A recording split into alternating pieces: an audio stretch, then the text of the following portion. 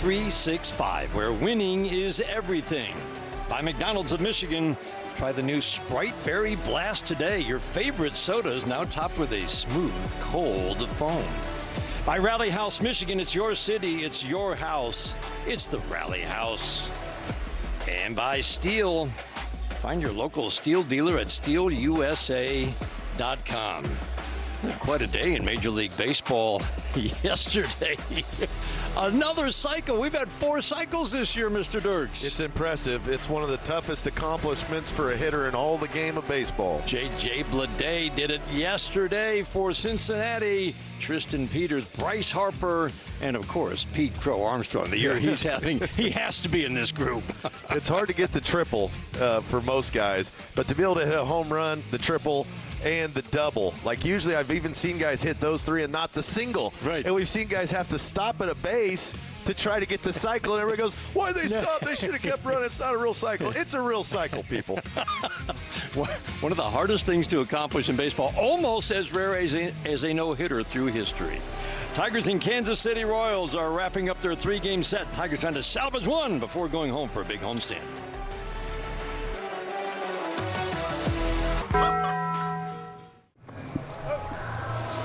Kauffman Stadium in Kansas City, one of the great settings for baseball anywhere. Tigers baseball is presented by Figer Law. Tigers trying to salvage one. They'd won 7 consecutive road series going into this road trip. They have lost the 2 series. Now they have to salvage one here in Kansas City. Cloudy skies will keep it on the cooler side.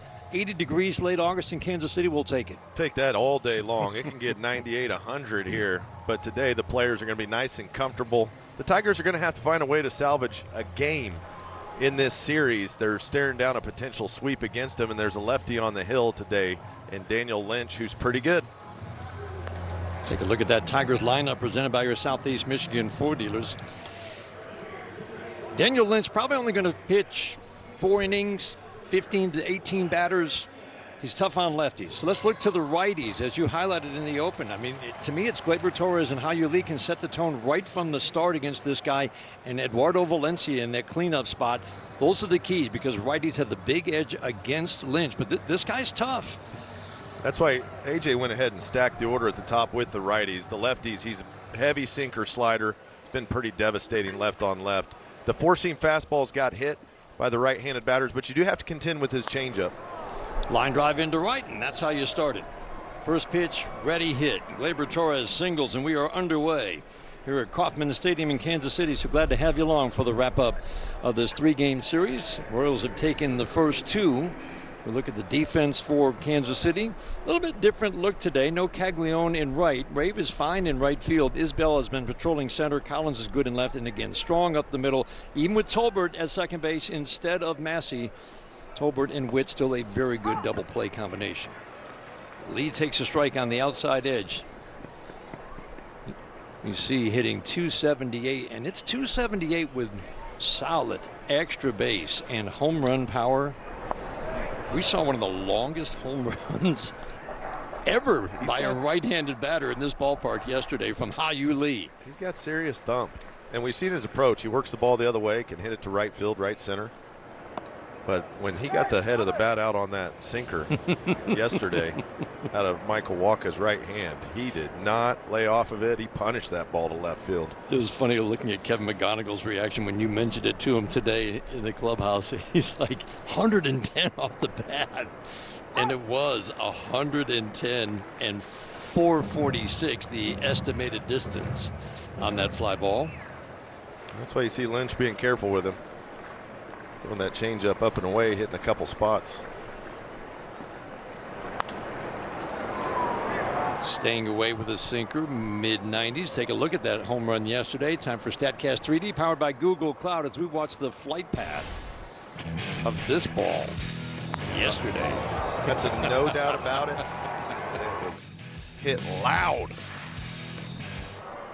Swings and it's a soft fly ball to center field. Isbell makes the easy grab.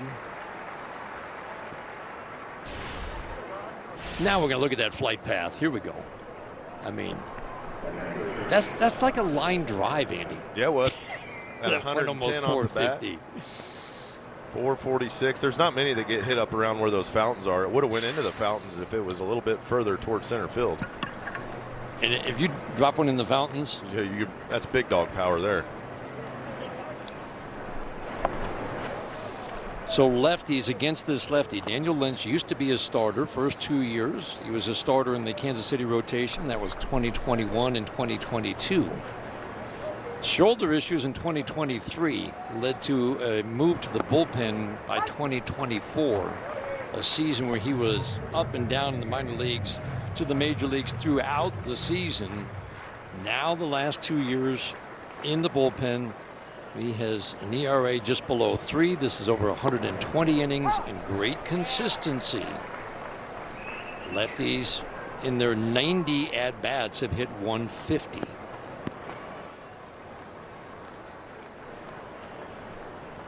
Tigers trying to take the early jump, something they've not been able to do since the beginning of the road trip. Yikes. Head-high fastball in the mid-90s. Yeah, he went with a four-seam there. It got away from him. Jeez. Good thing McGonigal got out of the way. But after that happens, you have to just tell yourself as a left-handed hitter, it was a fluke. That won't happen again. I got to keep my head in there. And that's a mental battle, isn't it? Keep that shoulder in, and then he'll throw that slider away to try to get you to swing and miss after they come up and in. 2-2. See, you can see why he's effective against lefties. He knows how to bury the sinker inside, down and in. And guys will swing over that pitch, weak ground balls to first. But really good job by McGonigal on that pitch off the plate in to get under it. We've seen him have good at-bats all season long against lefties. A little flip over to first. Lynch does a very good job. 54 innings of work. He's allowed just 2 steals. Luke Maley, the veteran backup, is behind the plate today.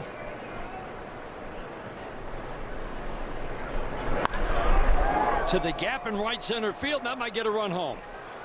One hop to the wall. Torres is going to be waved around third by Billy Boyer, and he will score without a throw. Kevin McGonigal doubles up the gap, and the Tigers take a 1-0 lead, 3 batters in. This is so impressive by Kevin McGonigal. Going in deeper into an at-bat in a 2-2 count. He goes again with the sinker. He center cuts it, but you see the bat path of McGonigal to be able to lift that ball. That is tough left on left. It shows you his body stays synced up. He stays in his legs.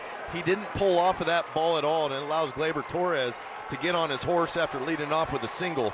And this is a good sight to see. After 2 days, the Tigers had a really tough time getting leadoff men aboard. Scoring early in the ball game to get a run early is nice. Great look on our Shanner Roofing wire cam. Love that angle. Watching Gleyber circle the bases, but truly, I mean, there have been so few left-handed at-bats that have done that against Lynch this year. That's just, it shows you what that young man has been doing all season long, putting up quality at-bats. Remember the at-bats in San Diego right from the get-go. Yep. In that opening series against San Diego. Peralta, tough lefty, no problem. That's the first double Lynch has given up off a sinker to a left-handed hitter. This is in the air to right. Rave will make the catch. McGonigal tags and scoots over to third. That's a good swing from Eduardo Valencia. That's 3 good swings, first 4 batters. And they're on the fastball. That's a key. When you face a guy that's got better off-speed stuff than he has a four-seam to the righties, go ahead and hit the fastball. Don't wait for the changeup. You saw Gleyber do it. Now Valencia, you got to be on that heater. McGonigal's ball at 101 off the bat. Valencia is 103. I want to see Spencer Torkelson hit a fastball a long way. You'd like to see him attack that first pitch. Yeah, runner in scoring position, get after it. Because then they start throwing all the other stuff. The point you make again and again. How do you avoid striking out on that off-speed pitch late? Hit the fastball early. Take your hit to right field, score a run. Tork's had some success against Lynch. Just 4 for 18, but a couple of home runs, falls behind 1 and 2. And then he'll throw that little back door. And now you go battle mode. Now Yeah. he's in the pole position, and you're hoping that you can either battle off the tough pitches or he makes a mistake. The 1-2, got him. High heat. Bet365 scoreboard has the Tigers on top as you go to the bottom of the first, 1-0. And get $1,000 in bet reset tokens. Tigers take the 1-0 lead at the bottom of the first inning. First inning runs have been at a premium in recent days. Good start. Jacob Wagisback will get the opener job today for Andrew Sears, who will make his major league debut. And AJ said it could be the second, it could be the third. Right. But they wanted an opener for him. That's what he had in his only 2 appearances above Double-A at Toledo. It worked out very well for him. Jacob Wagisback, good pick to start this game. Very effective, consistent since joining the Tigers a couple of months ago.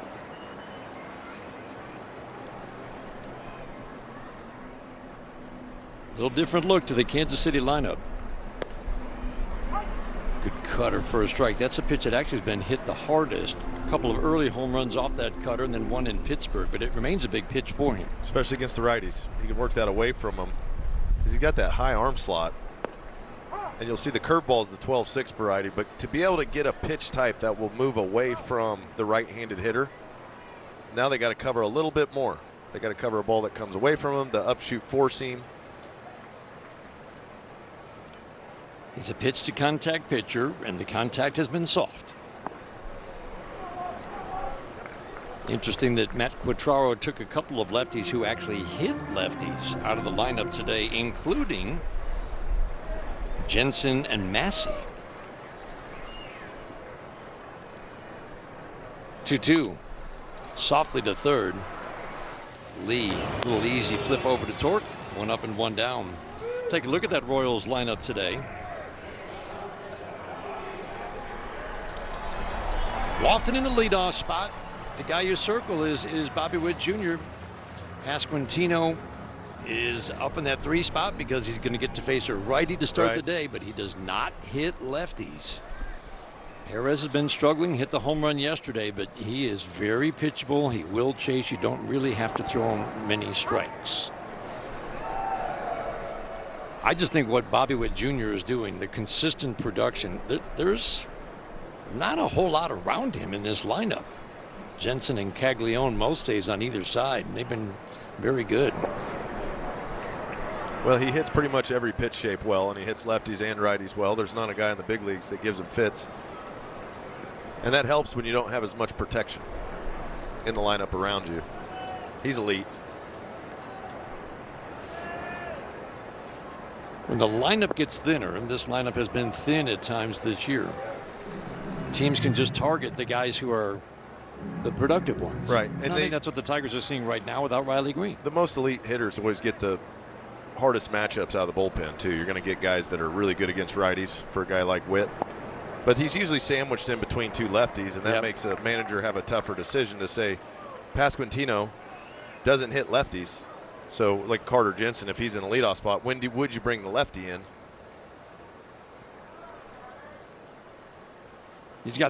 Matt Quatraro has 3 lefties on the bench today.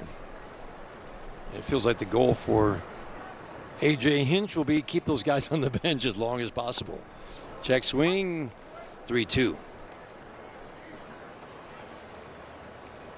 That's why if Wagisback can work a 1-2-3 first, he might go and get a second inning of work. He's worked multiple innings several times. Softly to short. Always good to take care of Bobby Witt Jr. There's that cutter working right there to get the ground ball. Check out the defense for the Tigers. Baez in left. He's starting to play out there a little bit more. Clark in center, Malgerian right. How you leave McGonigal on the left side. Torres Torque on the right. And Eduardo Valencia has the dish. As you've said, for Javi Baez, who hadn't played left field, started there until, a few weeks ago, that's harder to play than center field. For sure. The ball's curving. It's a different angle off the bat. Where you look at home plate, so a guy like Vinny Pasquantino gets up a lefty, he's going to have to make contact behind him closer to the catcher for it to come to you if you're in left, and the ball's going to be tailing towards the foul line if he hits it to you. Center field, you always get a look at how the ball goes into the strike zone and the bat path. You see it the whole way. You see when the ball hits the bat. And when a righty's up, you got to look out in front of that righty. So really, instead of looking at the hitter, you're looking at contact point. Where's the most likely contact point for the batter to square up the pitch for it to come to me. And that helps you big time get reads on the corner outfield spots. There's a lot of guys in the big leagues that don't know that. They look at the hitter. So then by the time they see when he's swinging, then their eyes try to pick the ball up. That's not the right way to do it. You look at the pitcher, then you just, as soon as he's letting go, you're looking at the eyes go right to the hitting zone of where he has to make contact with it. Because that bat path is going to tell you a lot. It will. And at the high level, that's when you can start getting a jump on a ball as he's hitting it. So if you know he's late and you're playing left, the left-handed hitter, you can actually start moving to your right as he's making contact, which increases your jump. Softly a jam job into right hand. Gleyber Torres, nice job. He turned and ran to his spot, picked it up, made the easy catch. Tigers with a lead after one. Good morning. We are Henry. 2026 Kids Club memberships are on sale now. For just $30, Kids Club memberships can enjoy exclusive perks. Join the next generation of Tigers fans. Sign up at the club kiosk by section 119 at Comerica Park or visit tigers.com/kidsclub to learn more. Corey Julks getting a rare start. Dylan Dingler was going to be the DH today, but A.J. Hinch, he was just feeling it. He had to give Dylan Dingler a day off. Softly into left center. Late jump for Isbell, and that's going to drop. I don't think Isbell, who is a fine center fielder, read that ball off the bat. I think he went back. Yeah, he definitely froze for a while. Julks hit it off the end of the bat. And you see him out there in right center kind of freeze and actually take a few steps back. Misread the trajectory. It had that doubles trajectory look to it off the bat. But he hit it on the end. If he squared it up, he had the right read. That's smart hitting by Julks right there. This one will be caught in left field by Collins. Oh, I thought it was going to drop. Another good swing. Lots of line drives off the Tiger bats. And that's something to watch as this game goes on. Again, we don't expect Lynch to be in the game very long. Let's go down to Logan Reber. Yeah, Max Clark, as we know, guys, he's got a good head on his shoulders. A lot of that reason coming from his mom, who was a school teacher growing up, and there was a famous rule in the Clark house. You will read a book or you will not play baseball that night. And for Max Clark, all he wanted to do was play baseball. His brother and sister, they were very good students, like, as Max called it, unbelievably next-level book smart. So he was required to read every single night before he went and played. So I asked him, was there one memorable book that you were forced to read? And he said, she required me to read all of the Harry Potters. You're not just going to say Harry Potter. It's perfect. Yeah, she said you are not watching the movies also until you read the books, and you're not playing baseball until you read some of the books each night. So he said the longest he ever had to wait to watch one of the movies was almost a full calendar year. So that discipline at the plate, he's got the discipline with the books too. I love it, Logan. That's really good. Yeah, 7 books you got to get through. The good thing is they're really readable. Yeah, and they're long. That's what he said. He's like, do you have any idea how long these things are? I mean, they start out short. I mean, can I read See Spot Run and then go play? No, Harry Potter. Yep. I love it. Way to go, Mom. And you can, I don't know, you can tell the kid's a reader, you know? Yeah, well, reading's good for kids. It's good for adults, too. Max Clark. That's what they say. I haven't tried it yet. That's the rumor. Waiting on the 2-2. Good take. Up and in. Anthony Sanders whispering in the right ear of Corey Julks before he takes his lead. 3-2. Soft little tap foul on the changeup. Just 3 starts for Daniel Lynch. They've had injuries in their rotation, so they wanted to move this one-time starter back into the rotation. He's only gone an inning and 2/3, 2 1/3, and then against the A's, he went 4 innings. Maxey's face, though, is 15 batters. This is a line drive that will fall into right field. Corey Julks had to hold up between first and second. He wasn't sure it was going to drop. He stops at second base. 2 lefties with really good swings against the lefty Daniel Lynch, who shut down lefties this year. Max Clark puts runners at first and second. Yeah, these line drives are great. He wanted it out there like Dumbledore. A little knuckle curve action. That's a good Good location of the pitch and good job by Max to use his hands. We've seen his hands work really well through the zone. His adjustability in the box. I think that's the thing that strikes me, the adjustability. He's an athlete. Because of those hands. And he can use those hands and that athleticism to hit pitches that are tough, like that down and away breaking ball from a lefty. Softly to short, that'll be 2.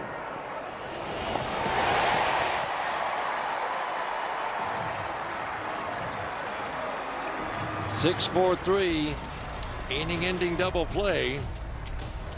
Piggy, have you seen my ice cream?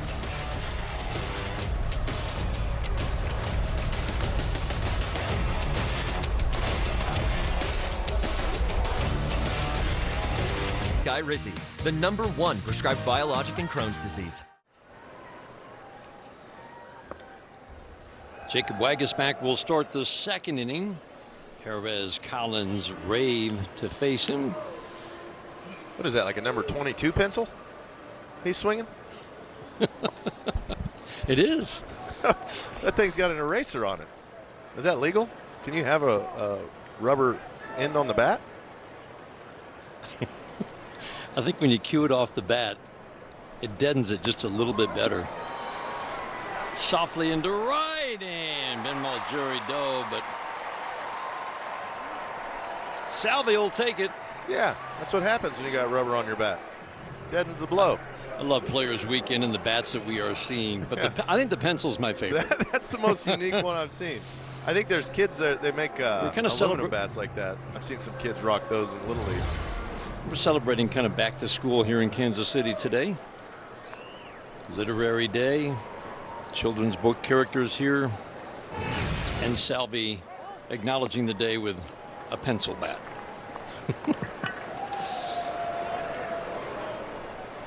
You think he was actually going to bunt that, or you think he was just showing it? Because Hao Yu Lee is playing way in. There's nobody more aggressive when somebody might bunt, covering that bunt, than Hao Yu Lee. He did something I don't think I've ever seen before. There was a bunt, and it wasn't a bad one, but it was in the air for about 15 feet. And then it was going to land until Hao Yu Lee came sliding in about 20 feet from home plate. Yeah, he's got a different type of fearlessness about him. He's not afraid to get right in the grill.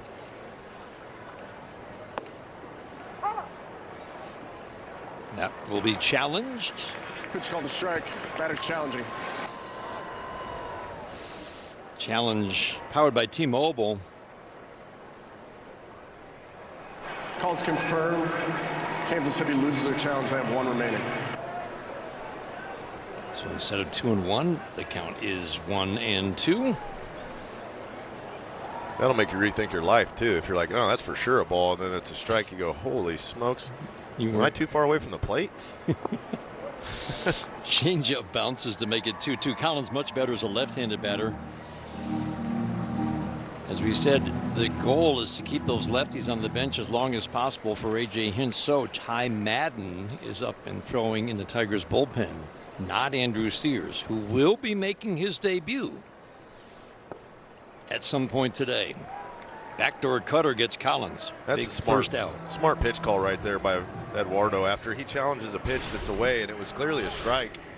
He comes back and works it away again, and you can see Collins just doesn't feel comfortable seeing the ball out there. An awkward swing at a cutter. Not a lot of swing and miss with Waguespack on the mound. What he's done incredibly well is miss barrels. Lefties, righties, neither hitting him for average. Righties have hit all 5 home runs that he has allowed, which is a fairly big total for 28 innings of work. Lefties 6 for 45 coming into this game against the righty Waguespack. Yeah, changeup's got good action.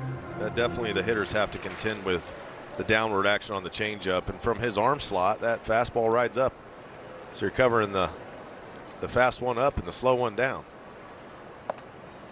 This is John Rave getting the start in right for Caglione, who again does a pretty good job against lefties. This is a speed guy, a little past prospect status, but he's got some skills. Just not playing a whole lot, so I think Matt Quatraro felt like he had to. Salvador Perez just stole second base. Now, holy smokes. that is his first stolen base that I can remember in years. Salvador Perez. The crowd standing ovations here at Kauffman Stadium. They just saw something they've never seen. And we'll never see again. You see Sasquatches here. Oh, my goodness. More often than you see what we just saw. His first steal since 2021, and Andy, the 7th of his career. Valencia just didn't get out of his hand good. Oh, my goodness. And that's one of the most shocking things you'll see on a baseball diamond. I don't think the Tigers are looking for that. Now he's taking a huge secondary lead at second. He's ready to go to third. He's feeling good today. Oh my gosh, this guy plays the game with joy. That's the first time I've seen the front of his uniform dirty in years too. Oh boy. It's a guy you can't walk. You have to be able to go after him. Yeah, and that'll take Wagas back out of the game. He's lost his command a little bit here. And AJ's not going to mess around. He knows this is big spot, big game. They need to win this before they go back home. Yep. Salvador Perez sets up a threat after the walk. A couple of men on, one out. Madden's coming on. USAA. Check if you're eligible today. Tigers baseball on Detroit Sportsnet is brought to you by Wallside Windows, local and family owned, celebrating 82 years as Michigan's leader in replacement windows. By your Metro Detroit Buick GMC dealers, and by Figer Law. All we do is win. We're still trying to digest the fact that Salvador Perez just stole second base to set up this threat for the Kansas City Royals. Good curveball from Ty Madden. Ty Madden has been outstanding in his 37 innings of work so far. He's got starter arsenal. Big pitch mix. Can work them in different parts of the zone. He's shutting down lefties. He's shutting down righties. Splitter in the dirt. Trying to add a little to the velo. Something he worked very hard on with Doug Bachler, the pitching guru down at Toledo. We're starting to see more 95, 96, but I think that's really important for him, Andy, to continue to log important innings. Yikes. Sinker hits Tolbert, and the Tigers are in a jam here in the second. Loses the sinker up and in, and it's an inopportune time to do it because that'll load the bases with one out. And these are close ball games. They've been decided by 1 or 2 runs, and the Tigers have a lead right now. You'd hate to see it disappear early in the ball game before you can even get to Sears, who's making his debut at some point today. Would like to hand it over to him with a lead. Yep, and you don't want to bring him in with men on base, pitching in a jam right from the start. You want him to have a clean inning. Yeah, this is Ty Madden's inning here.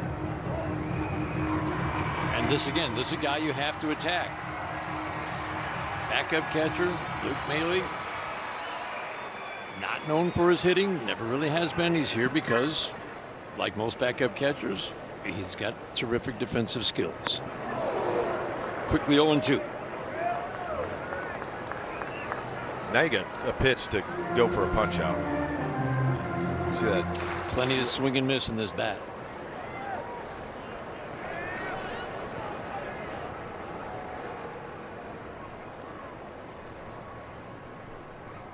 The 0-2. Nothing fancy. There's that 96. There's that 96 right there. That velocity. You said he'd been working on it. He needed it right there. He needed it. I mean, there's a difference between 93 and 96. Is the difference between a foul ball and a swing and miss on that pitch. Yeah, that had some life, and he was late. And that's a good idea, not overthinking it there. After he was late on the pitch before, just go right back to it, not try to get cute, throw a breaking ball down. 2 outs, bases loaded. Tigers holding on to a 1-0 lead, trying to salvage this finale in Kansas City. A little pop fly into shallow left. Oh my goodness, that's going to score 2. Kyle Isbell has been a Tiger killer this weekend. A couple of home runs, and now the softest of bloops in the right spot to give the Royals a lead. Javi was playing him in. but he elects not to go for the diving play. I mean, that wouldn't be a play that Javi's probably real used to. He covered ground quick. He was getting to the spot, Dan. I thought he might try to lay out for it. Those little soft ones like that, if you're going to lay out, that's the one to do it on. But it's a tough decision to make right at the last instant. Yep.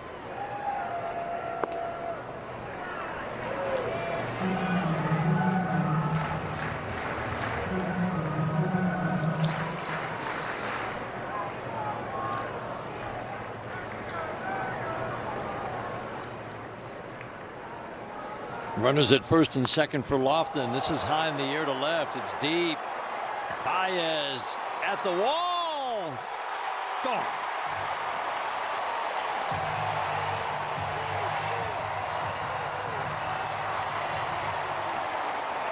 Nick Lofton. My goodness. Just his 6th of the year, and that's a mighty blow. 5-1 Kansas City lead. You pitch yourself into jams. Bases loaded with 2 outs. They get the bloop to fall, and then a first pitch fastball. Lofton was right on time with it. Guys who have not been hitting home runs this year, a team that does not hit many home runs, have been hitting home runs this weekend. Isbell came into this series with 4 home runs this year. He's hit 2. Lofton comes into this game. This is with regular playing time, with 5 home runs for the season. He hits his 6th, and it's a 3-run shot. Man.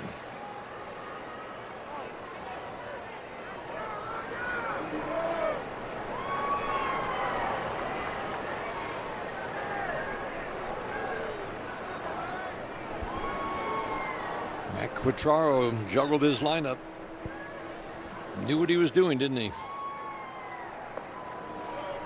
Changed it up, took some lefties out with the expected debut of Andrew Sears. And they've jumped the righty.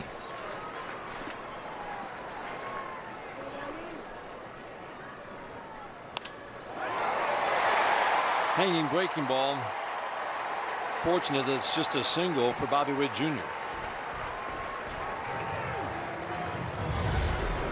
Yeah, when you leave the ball up, it's due to get punished.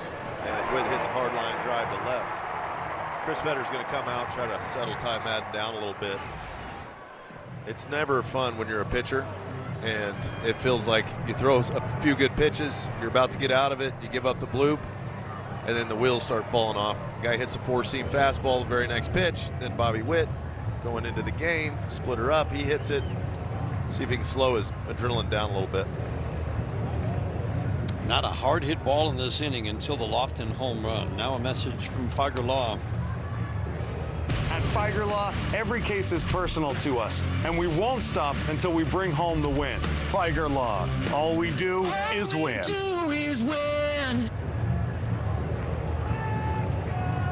A Salvi bloop single, a walk to John Rave.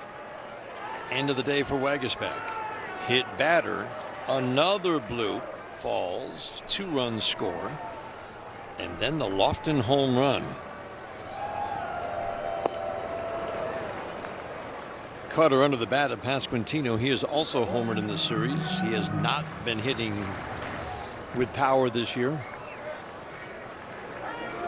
Looked like he had his breakthrough season in the power department last year.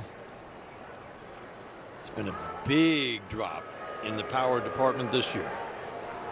We'll flip over to first to drive Bobby Witt Jr. back. You have to pay attention to him. He will be taking off if he thinks he's got that edge. There he goes. Not in time.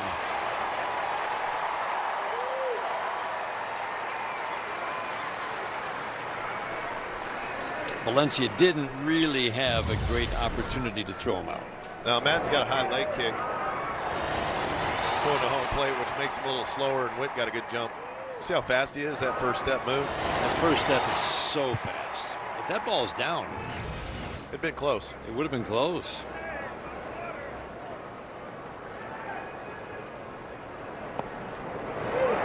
Block in the dirt, and there goes Bobby Witt Jr. over to third.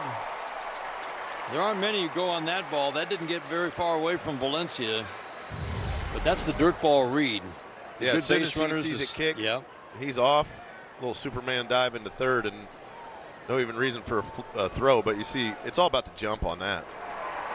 Just trusted his instincts and went for it.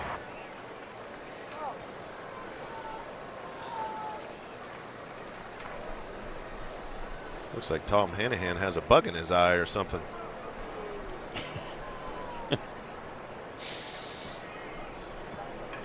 Something to slow the pace of this game down for the Tigers. I mean, ever since Salvi stole that bag, it's like the wheels fell off. That's baseball karma. Yeah. That felt like it. The whole inning stemmed from that. Yeah, no. Once that happens, you go, whoa, this is not going well.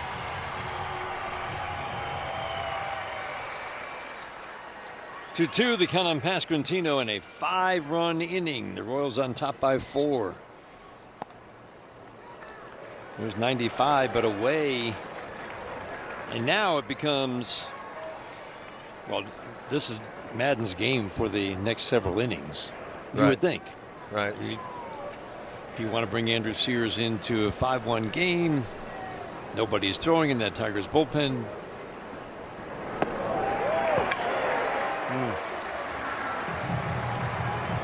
Madden's walk rate was under 3. Strikeout rate at 10 per 9 coming in. Now he's hit a batter, given up a home run, a line drive, a stolen base, and a walk. I mean, and most of it with 2 outs. He got the big punch out of Maley to go 2 outs, bases loaded, and then the blooper, the homer, and now he's in another jam with 2 outs. Be careful with this guy. We saw yesterday, you put a fastball over the middle of the plate, even if it's out or third, he can still hit the fastball. Tough year for Salvador Perez.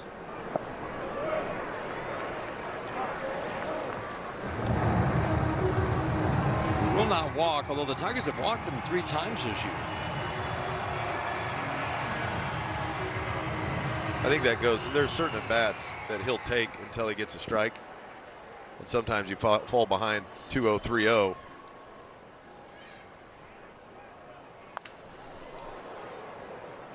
That splitter was up a little bit.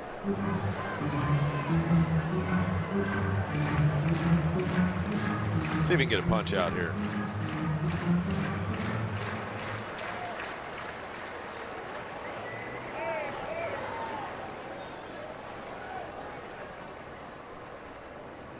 Check swing. Did he go? Yes, he did. Oh, come on now. Here we go. Now Bobby Witt Jr. coming down the line. How many throws will it be? Good job by Madden. Fakes the throw, tags him out. Yeah, Witt Where was Bobby Witt Jr. going? I'm not sure. Because it was a check swing. You see him start coming home like he thought the bases were loaded. That's what it looked like. Would have only been ball 2, though.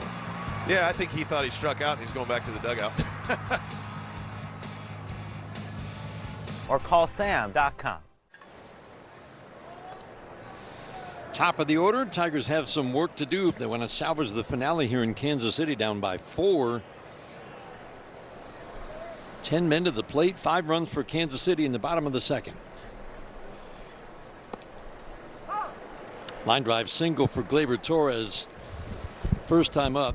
First pitch he saw, sharp line drive single to right. We saw a lot of line drives, a couple of them outs against Lynch. First trip through the order.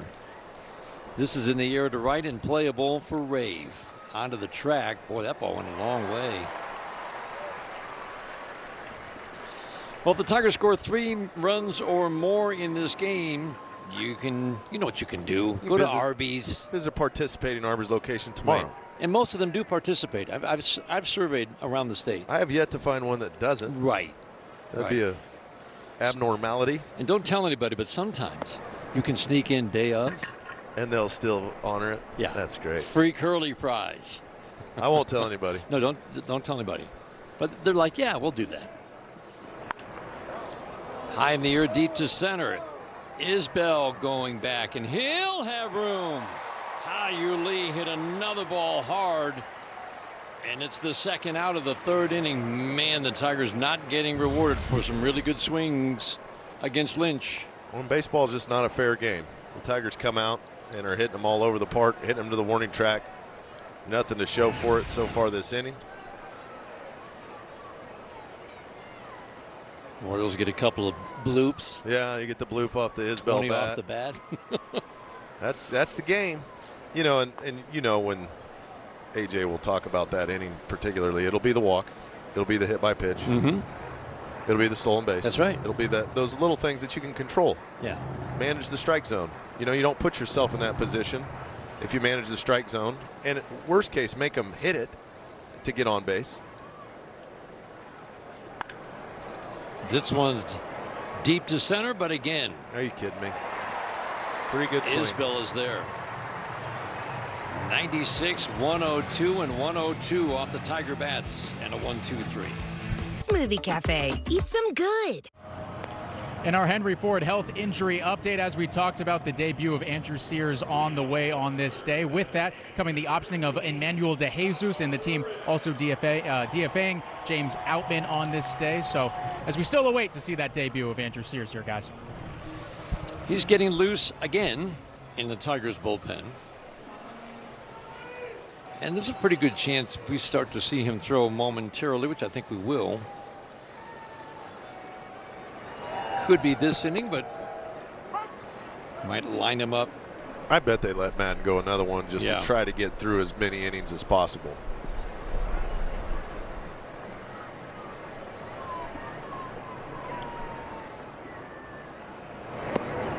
But you see the value of long relief guys in the game today.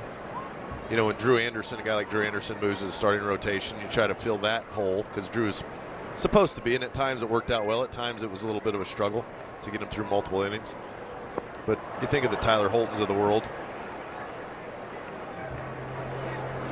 who can go multiple innings. It's a big bridge. So because you got to bridge the gap in some of these ball games where maybe it doesn't go your way in the first few innings, but you're only down 4 runs. So at some point, if the offense clicks in an inning or two and you score 2, 3, 4, 5 runs, you have to keep the opposition at that 5-run clip that they're currently at. And you can't let it explode, but also you're not going to throw all your bullpen at a game like this right away. This is where Ty Madden's been good this year. He's worked early on, a couple of starts, 5 and 6 innings, but out of the bullpen, he's worked 3 innings, a couple of 3 different times. Generally, he's done very well in those outings. We've seen him give up runs early in an outing and then cruise to the finish line, and it looks like he can do that here. Sears is beginning to get loose.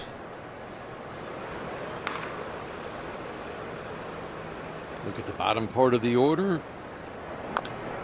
He might be targeted for Kyle Isbell next inning, or start next inning clean. It'll be exciting to watch Andrew Sears. It is so funny when you talk to anybody who played with him in the minor leagues and mostly at Double-A last year. Good backdoor slider gets Collins. They just get a smile on their face. They all call him Psycho because apparently that was his. We told you yesterday that was his nickname, and right from the start, they all say the same thing. He's the same guy. I mean, this is just who he is. He's quirky. He's got mannerisms. We like quirky and mannerisms when they get outs. He's got a presence on the mound. What he did getting bumped up to Toledo was rather impressive. Had an opener both times. He got 28 swings and misses in 9 2/3 innings over 2 appearances at Toledo. 28. That's a lot. In 9 2/3 is a big number. You also notice his fastball velocity went up 1.5 miles an hour, and his sinker was up almost 2.5 miles an hour. So the bump in level brought out the best in him. Good play by Gleyber Torres, and a 1-2-3 third for Ty Madden and the Tigers. Hardware, folks. The Los Angeles Dodgers head to Detroit for a matchup against your Tigers August 28th through the 30th. Head to tigers.com/tickets now and get your tickets. There's some star-studded lineups you'll see when the Dodgers roll in. Pretty good rotation, too. One pitch, one out, and the Friday night starter at Comerica Park. We always used to look forward to it. Guy named Scooble. Scooble Day. And it is going to kill me to see him in a Dodgers uniform. I know it. Absolutely kill me. Is he going Friday or Saturday, do you know? Friday right now. Friday right now.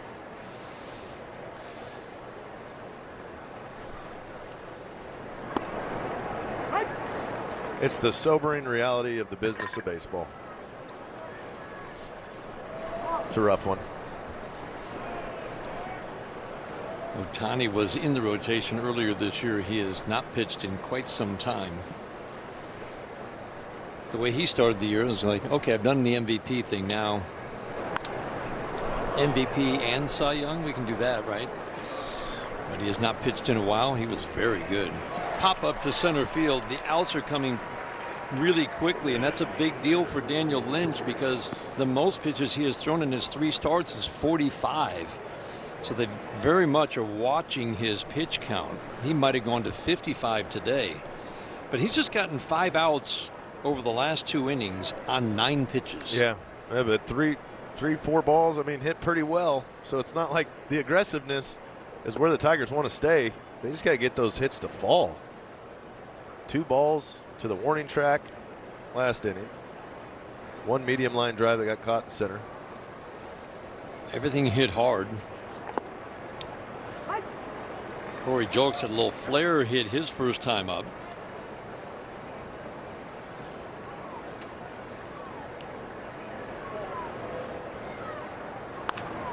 Sharply to third. Lofton's really good. Got a good arm. Another quick inning in a 1-2-3 6-pitch inning for Lynch. It's only in theaters.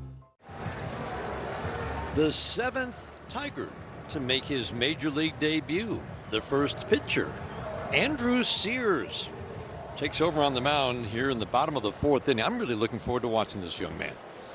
He's all energy out there on the mound. He works quickly. He's got some mannerisms that just put a smile on the face of his teammates like Clark and McGonigal, who have played with him in the minor leagues. And he's got a little life in that left arm, Andy. Yeah, he's got 2 types of fastballs, the 4-seam, the sinker, 94, 95. They say he's running up to 97 miles an hour. Check swing on the appeal. Ron Culpa, the crew chief, says 1-1. You'll see that arm slot that he has. That ball has a good horizontal plane with the sweeping action on his breaking ball. Not your normal road to being a prospect, much less to the major leagues. The rare player who started his career at Division III Rhode Island. Pop up, Torkelson takes care of the first batter that Andrew Sears faces in the major leagues. 2 years at Rhode Island Division III school, and then he goes to UConn, puts up a .620 ERA in 14 starts, his 1 year in Division I baseball. And to the Tigers' credit, their scouts went and looked at him and saw something. And he became a 10th round pick in 2023. And he has pitched very well through the minor leagues. Injury shortened start to this year after logging 111 innings last year. He works quickly, and I love what Luke Maley is doing. Luke Maley is not budging. He is in ready hit position as soon as Sears gets the ball.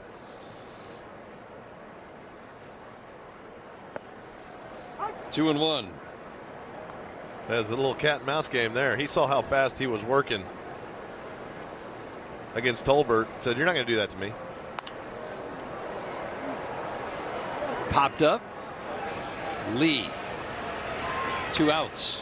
2 pop-ups. I like guys that can get pop-ups. Yeah. What does that tell you about his stuff? Well, they're under it for sure. And whenever you guys guy gets pop-up, Getting that late. Yep, hitters are either late or out in front, but also that four seam and that sinker with the location riding up a little bit. It's harder to square up. In the minor leagues, it was a 4-pitch mix. Sinker, slider, change, and four-seam fastball as well.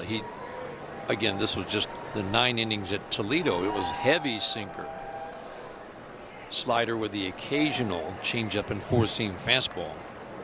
But just watching the highlights, it was fun to see all the swing and miss. It looks like that fastball gets on hitters quick. Yeah, and a sweeper, this slider sweeper at 82, that's a big difference between the fastball and the breaking pitch. A little herky-jerky delivery, a little funk to it. Throws across his body. Looks like he hides the ball well, Andy. Yep, steps towards first base. You know, I like all the different angles that pitchers can bring to the table. Up the middle for McGonigal. Nice first inning in the major leagues for Andrew Sears. He gets the 7, 8, 9 hitters, 2 pop-ups and a ground ball. Loves you. Welcome back. I am now joined with the parents and a very jubilant of Andrew Sears. I mean, for you guys, I just saw you guys kind of cheering around as a result of that 1-2-3 first inning. I'd imagine this is a whirlwind for you guys, but to have an inning like that, what goes through your mind? Not surprised, but very nerve-wracking none the least. So yeah, he said it's just another game, so we have to look at it the same way. It's just another game. We got to sit back and relax and just watch the game, and in our mind, you know, he's just playing ball in what he loves. I believe you, but do you believe him in that way? Like just another game in this situation? I really do. Yeah, I do. He's definitely cool, calm, and collected. Like his whole career, he's just ice. Yeah. Well, it's so interesting because the number one thing we have heard about him in his short term here is how intense he is. So I was going to ask you. So he balances both. On the mound he is, but like inside he's cool, but outside he'll explode. Like just wait until something doesn't go his way. He's definitely all over it. Well, we hope that day is not today. As a kid, did you sense that growing up, sort of that intensity but competitiveness at the same time too? I guess competitive, yes. He's always played ball. Even basketball, same thing. Yeah, yep, basketball, everything. But it just, it's progressed, and like he never was this intense. So I think maybe in his own mind, as he was getting closer, is something that he knew might happen. But he's the nicest. So. That's the dynamic that we look for. I'd imagine you guys made the trip in from Rhode Island for this one. To have an inning like that one, and then obviously success. We got the family, brother-in-law with a camcorder. We got cameras too, in case you're wondering. This one's going to be well documented for years to come. But the emotions of just seeing your son after the climb. I know it's probably been just a whirlwind with having a couple of starts there in as well. To have this moment with where you've seen him his whole life, it has to register different for you as well. This year has been different. Obviously, he began injured, and there was a question of they were anticipating him making it this far earlier, but it was put back. And okay, how bad is the injury? And then where's he going to end up? So, and in the whole his career, he's kind of had false starts, if you will. Lots of things have not gone. Yeah, challenge is a good way to put it. Yeah. Well, now those challenges are paying off. We appreciate you guys taking the time. We'll let you get back to the intense and nice session that you guys are having here. Appreciate it. We appreciate it. Thank you so much. Thank you so much. Wow, what a moment. And Mom and Dad are not surprised by anything Andrew Sears, that young man, is doing. They just know he can rise to the moment, stay calm. That was quite a shot. As we saw him while Mom and Dad were talking, you could see him kind of shaking his head, nodding his head like... He's an intense dude. You can tell when he's in thinking that dugout.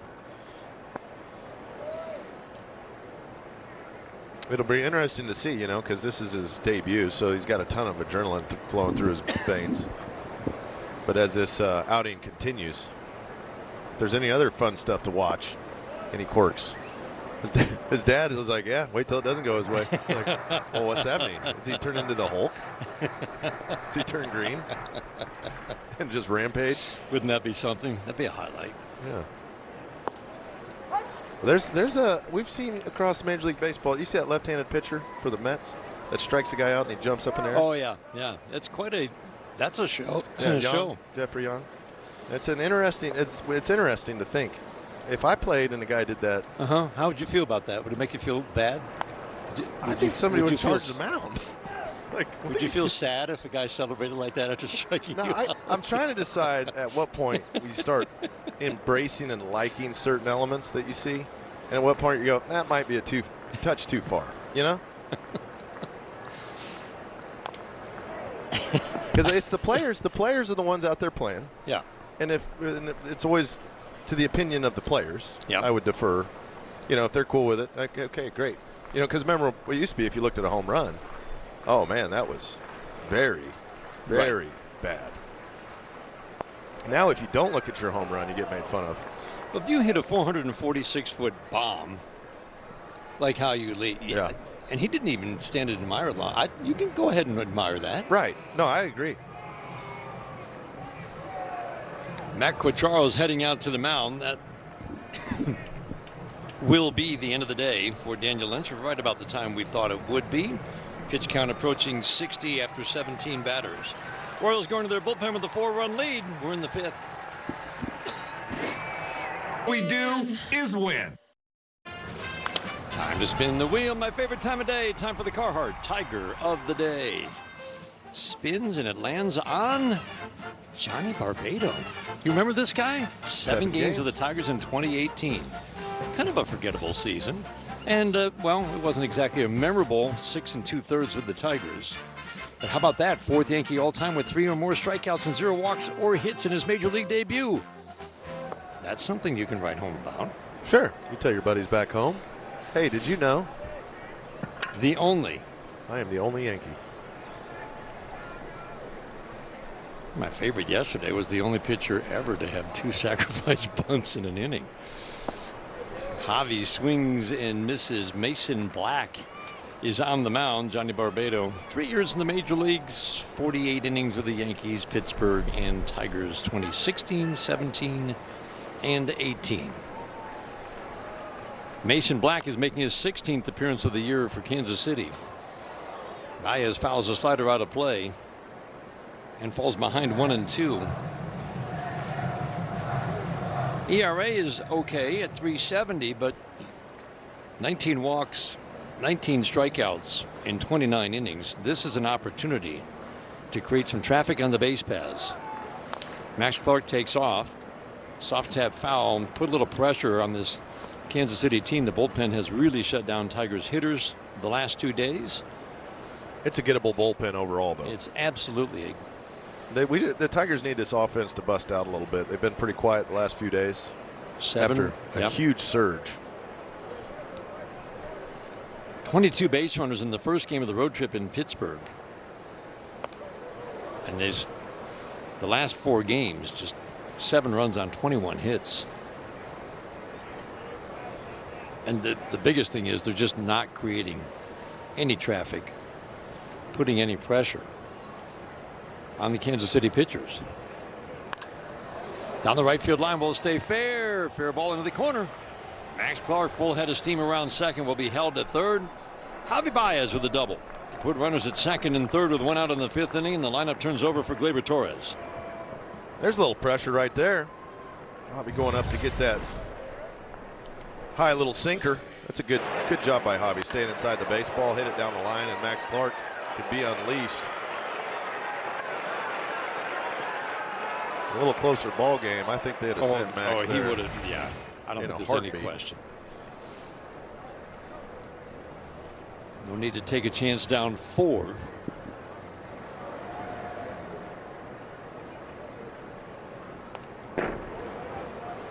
Torres fouls one back to the screen. Our Comerica Bank bullpen summaries. We look at the Kansas City bullpen. So you look at where they are. Not only last in the American League, but 29th or 30th in all of baseball for the key categories. But it's just when you see an OPS against a bullpen over 800, that's when you know they've got some problems. And there's been huge turnover in just the last month. For sure. As they try to work in some new arms, like, well, the new closer, Craig Kimbrell, has joined this team. That looked like an opportunity. Mr. Dirk's curveball that hung a little bit. He's just a little out in front of it. And after you miss hit it, you're just glad it gets out of play. The most annoying one is the one that stays in play and the catcher goes back there and catches it. And you go, are you kidding me? So at least you get another shot at it here with 2 strikes. It's not a lot of at-bats, but it's a big right-left split for this righty. He shuts down right-handed batters. Lefties have hit him for average and for power, so that's a good at-bat for Javi Baez. Righties had hit just barely 200 with no power in their 61 at-bats. He doubles down the right field line. Base hit here could make it a 2-run game. Tigers trying to come from 4 down. 5-run second inning, the difference in this game. Ball out of hand. Gleyber easy take. He walks lefties. He walks righties. And Gleyber's going to make you throw him a strike.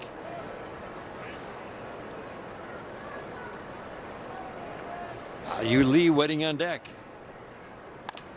Softly to short. Royals give up the run for the out. 2 outs. Clark crosses the plate. Baez ends up on third, and that'll leave it up to Yu Lee.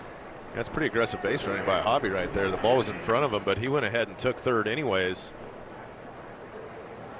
Witt didn't even flinch at him. See, off the bat, normally when that ball's in front of you like that, Dan, you are not running to third base. And I think it surprised Bobby Witt Jr. And I don't know if Lofton even covered third. He did. He was going over to third. He would have been out by 10 feet. That's a break right there for the Tigers. See if they can pay it off here with a base knock. I think you're right. I think he just caught him by surprise. That's a pretty good slider. You can see why he's tough on righties. Yeah, you see how Yu Lee looking for that sinker in out in front of the slider. They remember what Yu Lee did yesterday. 446 feet. That'll leave an impression. Yeah, homer on a sinker in. And a base hit makes it a 2-run game. There's your run right there. I am still in shock that Witt didn't even attempt to try to throw Javi out of third. He didn't even look that way. You know, you try to take your outs, but all of a sudden here you got a 2-run ball game with a nice at bat by Yu Lee. This guy just hits, doesn't he, Dan? I mean, a slider up in the zone, came back over, hits it right back through the box. We've seen him hit with 2 strikes. We've seen him hit it all over the place. Andy, I mean, it's hard contact. Yeah. I mean, that ball he hit to right center was almost a homer. Clear out to the warning track, way back.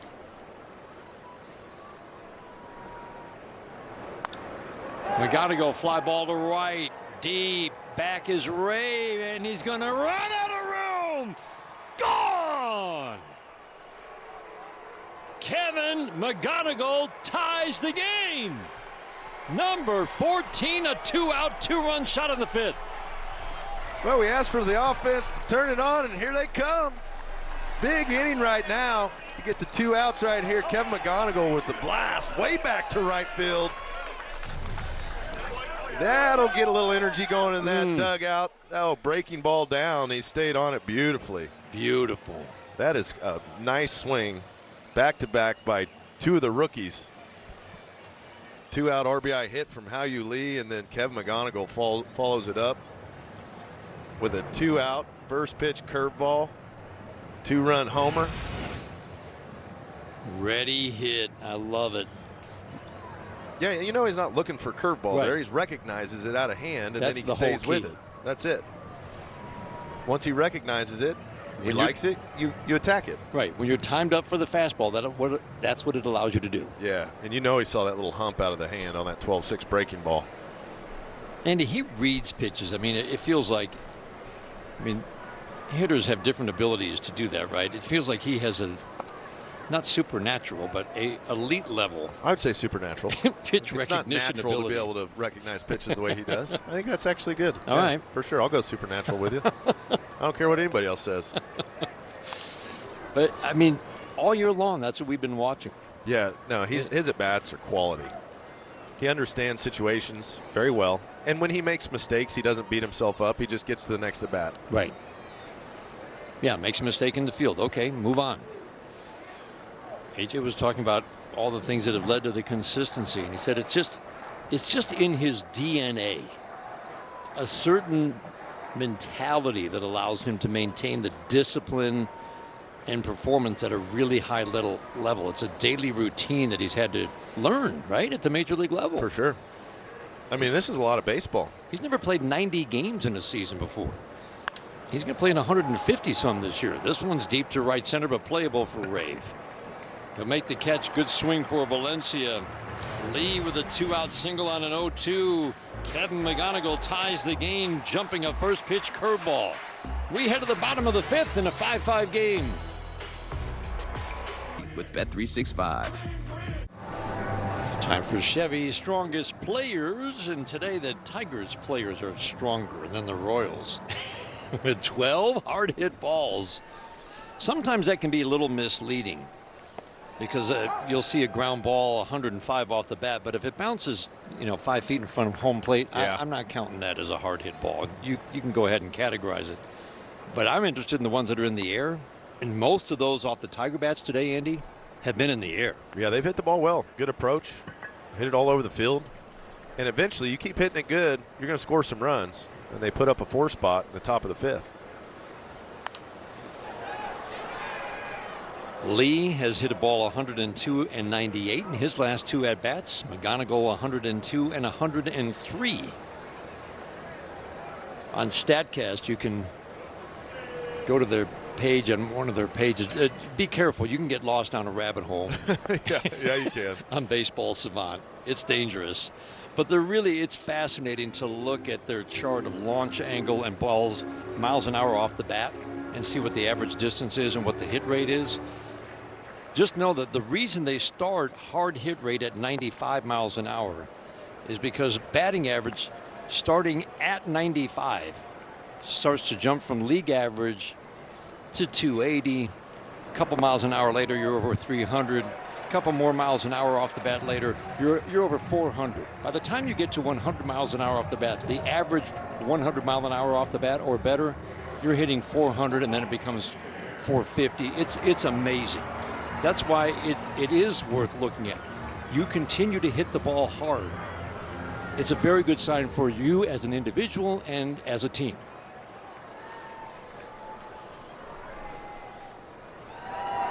Leadoff walk. 4th batter that Andrew Sears has faced in the major leagues. Now getting into Witt, Pasquantino, Perez territory. Like that slider. Got some nice sharp break under the bat of a righty. Yeah, I like how it comes down and into a righty. Good horizontal play and a lot of left to right in that pitch type. And you'll see these hitters, they start leaning out when they face the lefty because he throws across his body. So the fastball's coming more towards the first base side of the mound, and that naturally makes a righty kind of, you step towards where the ball's coming. You're hitting it back where it's coming from, and then when that ball comes in on you, it gets under the barrel.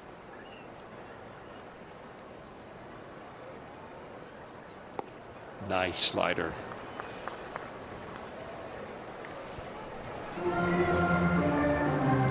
It's the key to that, Andy, when you're throwing. I mean, that's over the plate, but it's not a hanger. Yeah, it's late action. Late action. Good arm speed through the pitch. There's the one right there. He's going to have a lot of success with. That's that back foot pitch there. That's a perfectly executed back foot slider. There's a few guys that were really good at that. You know, Chris Sell was the master of this pitch, but the lefties who can execute that pitch in 2 strikes, it helps you with the opposite-handed splits because you can get swing and miss now. And then you can run the sinker away from him because he can backdoor that pitch too to the righties. I mean, that's a real skill. Yeah, and you have to have the right arm angle and the right approach. Like, not every arm slot's going to be able to create that same type of movement that sweeps that far from left to right, looking from the pitcher's perspective. Lefties, righties hit him about the same for OPS in the minor leagues. They got there in different ways. Lefties hit 246, but 14 of their 15 hits were singles. Righties hit 170. More than half of their 25 hits were for extra bases. That one's deep in trouble. just missed a home run. Max Clark barehands it, but the run will score. Vinny Pasquantino has not had a good season. He's had a big weekend against the Tigers. Royals retake the lead. It's just a miss by Sears. It ends up being a slider that goes right down the middle. Pasquantino sees it, fires on it, and again, the Tigers give up runs after they score runs. That's a trend. We got to snap that trend. Score runs. Yeah. As soon as they score, next half, give up runs. It really started in that White Sox series. It did. Yep. They've had a lead in a lot of these. Well, they've lost 7 of 8. They've had a lead in quite a few of them.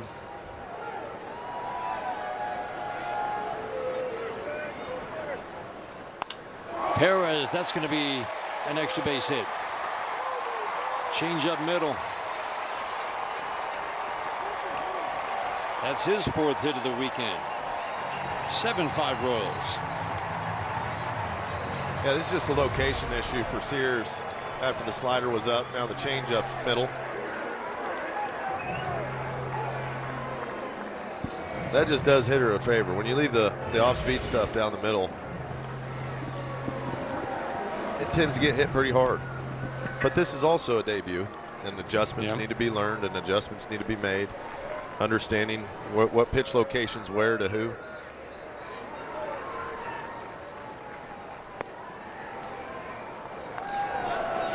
Valencia's going to challenge. Pitch called the ball. Catches challenger. I don't think he's going to win the challenge. Brought to you by Figer Law. Oh. Calls confirmed. Detroit loses their challenge. There's no space there, Andy. Come on. You can't even put a human hair between that gap. Come on. Hawkeye's system is not perfect. I know that's shocking news. So whenever I see one like that, it's like, well, might have been. We don't know. We're drawing invisible lines in the air that do have a margin of error of 0.22 on average. It's a point that Max Scherzer has made. If it's within the margin of error.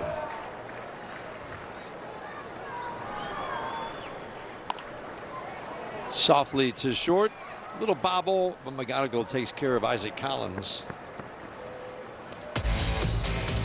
And now a message from your Southeast Michigan Ford dealers.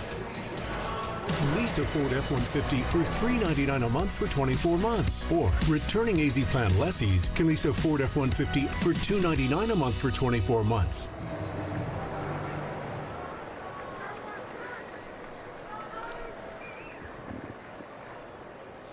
Two outs. It brings up John Ray. Takes a first pitch slider for a strike. So the hanging slider left on left Pasquantino just misses hitting a home run. Gives the Royals the lead. And then a changeup over the middle of the plate. That's what has cost Andrew Sears in his 2nd inning of Major League action. 1, 2, 3. First inning of work. Walk started this inning. And as you said, when A.J. Hinch breaks down an inning for any pitcher, it will always start with the walk. If there was a walk in a big inning. 2-1 on Rave.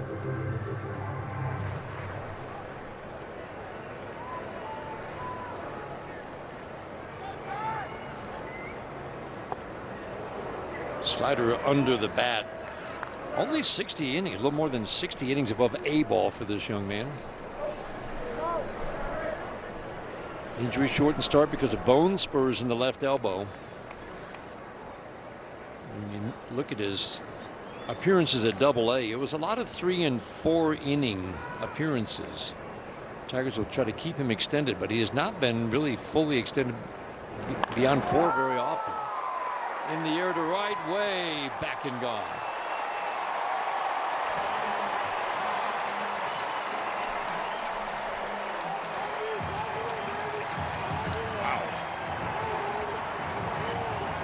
John Ray did not miss.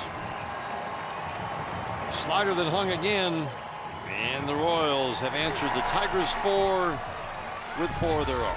Those hanging left on left breaking balls are in trouble. You see, that's the same location as the one Pasquantino hit off the right center field fence. And Dan, when it starts at your hip and it's just spinning, all you do is feels swing. Like it's on a tee. If you just swing, you got it. You saw the good one before, the one down and away, but that pitch right there has been victim to many left on left homers. A walk, 2 doubles, and a home run. And each ball that has been put in play for a hit has been hit hard.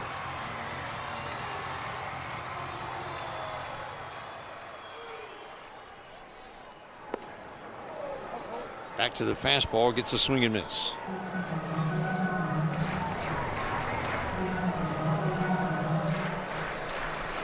Tyler Tolbert's an improved hitter this year. Doesn't get to play a whole lot.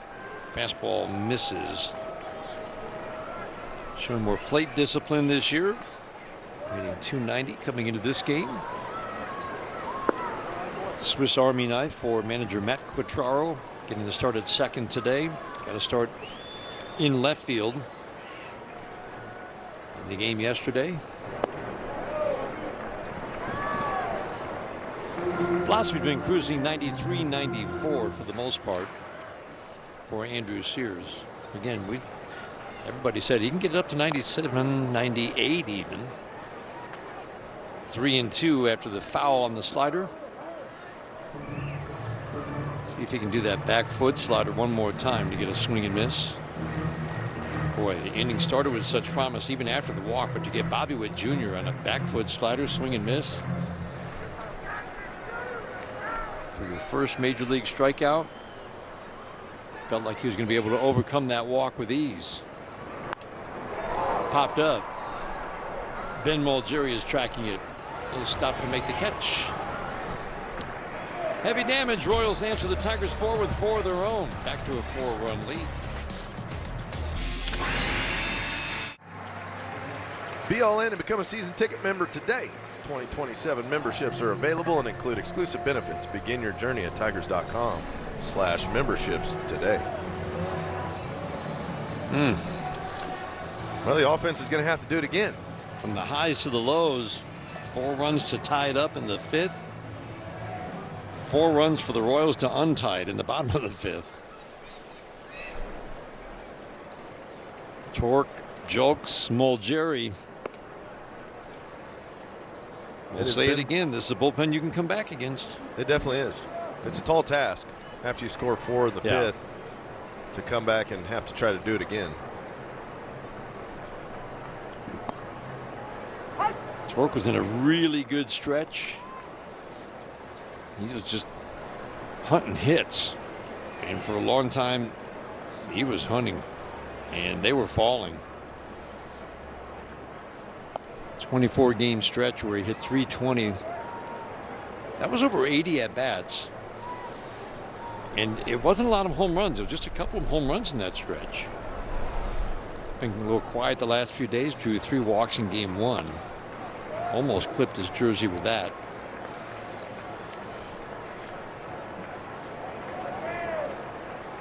But he was really doing a great job spreading the ball all around, getting back to his approach, big part of the field. We haven't seen a lot of home runs of late, but that approach will definitely help him, you would think, down the stretch. Up and in, draws a leadoff walk. This is, again, a guy who can walk the house. Royals bullpen getting busy. You know, Matt Quattraro's over there going, really? We just scored 4 runs and he walked the leadoff guy the following inning? Come on. And that's going to be the end. Yep, that'll get you rung pretty quick here. The lone lefty, Connor Thomas, who we saw briefly yesterday, will take over for the Royals. Leadoff man on. Tigers once again trying to come from 4 down.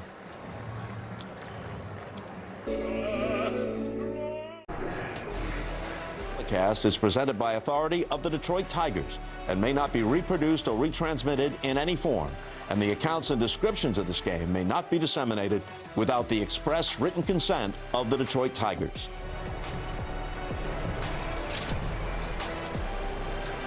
Lone lefty in the bullpen is Connor Thomas. He does not have a lot of experience at the major league level, and what experience he has, well, it's been a tough go. 12 runs in 5 innings for Milwaukee last year, 15 runs on 17 hits in 9 innings at the major league level this year, Mr. Dirks.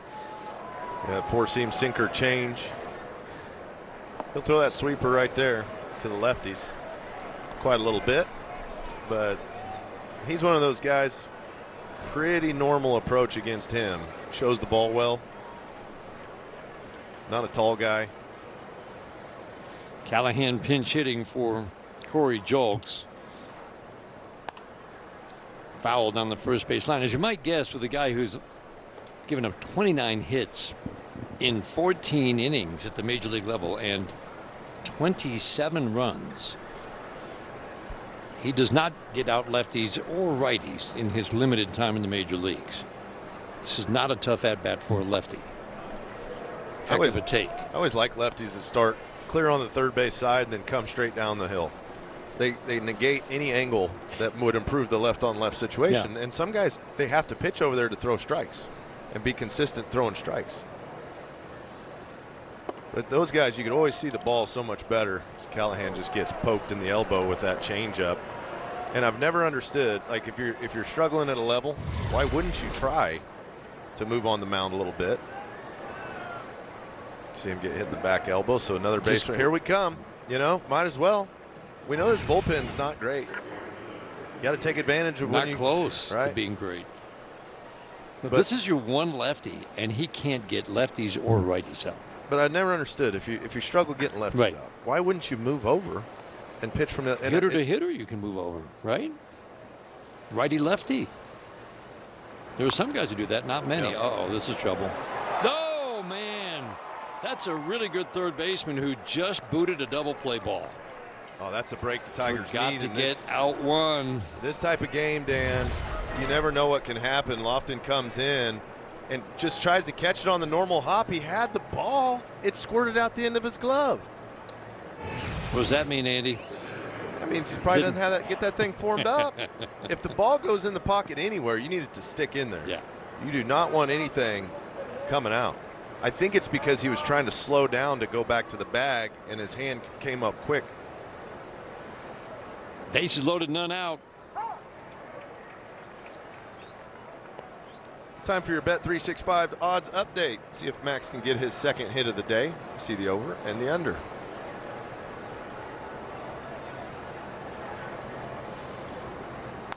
Line drive single and a walk for Max. Hitless in the first 2 games of the walk. Each team with 4 runs in the 5th inning.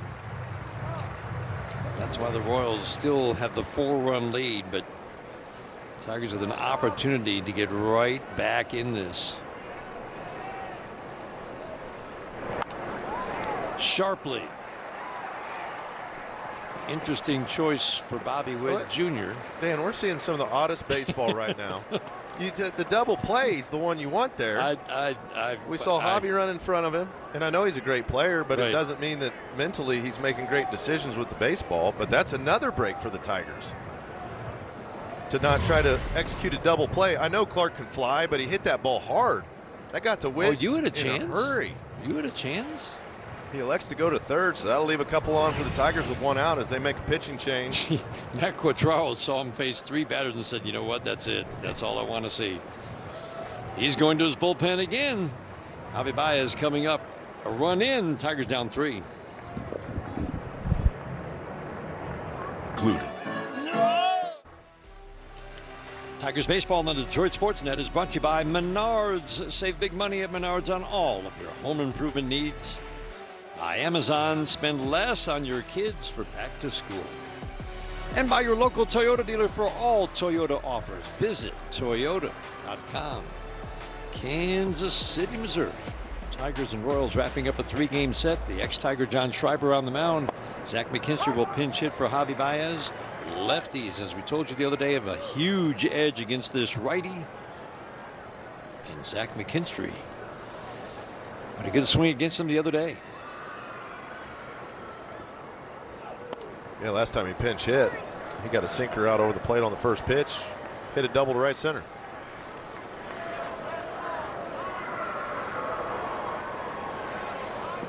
Two fastest runners for the Tigers are on the bases, Ben Malgeri and Max Clark.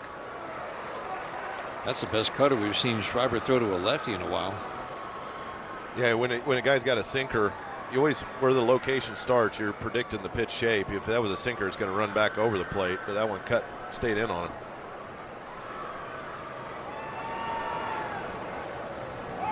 The 1-2. Righties, 150, no power, and there are 87 at-bats. Lefties, 340 with power and walks in their 100 plate appearances. You can extend the at-bat, get a chance of drawing a walk against this righty. He's always had a right-left split. The gap is as big as it has ever been. It's enormous. 600 points by OPS, righty-lefty. McKinstry will see at least 7 pitches in this trip to the plate. Once again, trying to chip away at a 4-run deficit. Tigers have pushed across 1. Bases loaded, none out. Now first and second, 1 out. 2-2 again. Got him. Swung under the cutter. On the outside corner, a little swing back. That's a big out for Schreiber. Sure is. McKinstry was just a little off balance with that swing. See, once the foot came down, he watched it a little too long before he made his decision and was late to the party. Hasn't been not many at bats where Zach has struck out with a swing and miss. Man, it looked like, because he was working that sinker. If that's a sinker, it's off the plate away. Yeah. And I think he analyzed it and then realized at the last minute it was coming back on, and it was too late. Runners go, throw to third. Ben Malgeri got a good jump. Double steal. That's a thing of beauty right there. Nice job by Max Clark being ready on the back end of that, and both runners will advance. This is how you put yourself in winning positions. Being aggressive when you're down is not a common trend in Major League Baseball, but I like it. Me too. Teams aren't expecting Tigers never do it. They're not expecting it. They're thinking, well, okay, they're just going to stay put because they're down by 3. First career stolen base for both Ben Malgeri and Max Clark.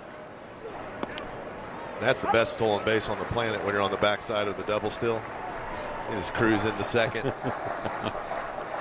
You see guys, though, not always ready for it. They'll stay at first a lot.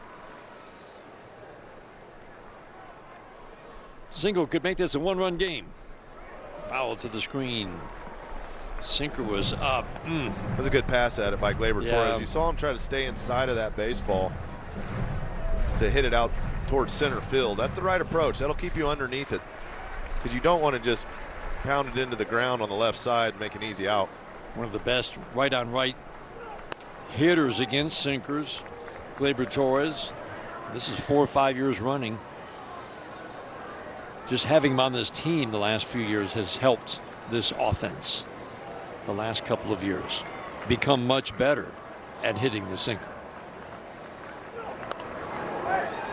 Out of play, first base side. He'll see at least 7 pitches.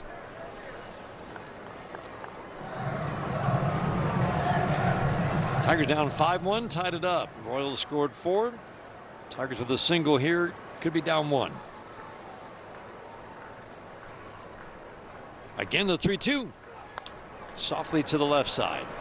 Lofton will scoop and throw on the run. Got him by a full step and a half. Tigers load him up with nobody out. Settle for 1. National grade.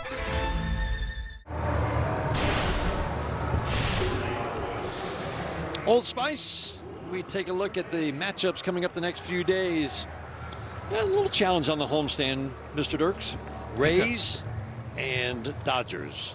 We'll see Rasmussen, Seymour, and Freddie Peralta for the Tampa Bay Rays. Tigers swept the Rays in Tampa the only time they saw the Rays this year. That was the beginning of the turnaround in early June after the, somewhat forgettable month of May. But the Rays just continue to play very good baseball. The Yankees keep making a run. Boston made a little run. They've still got a 3-game lead going into play today.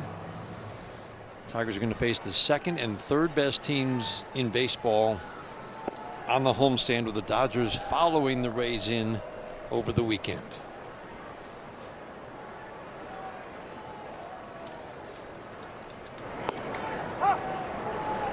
Isbell, what a pain he's been. Not having a good year, and he's had a big weekend. That bloop hit he got in the second, that hurt. 2 outs, scored 2 runs, and then that was followed up with a homer.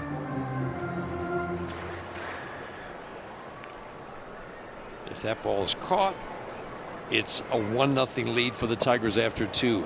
Instead, it's a 5-1 lead for the Royals, because Lofton followed his bloop single that scored 2 with a 3-run home run. Popped up to center field for Max Clark. 1 out in the 6th inning.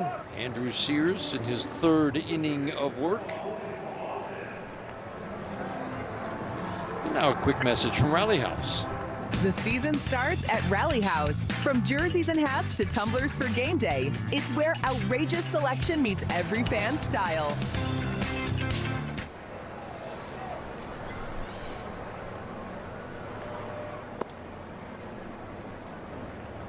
Slider away to Nick Lofton. His 3-run home run is the big hit in this game. Made it a 5-1 lead for the Rays. We've seen home runs from non-home run hitters all weekend.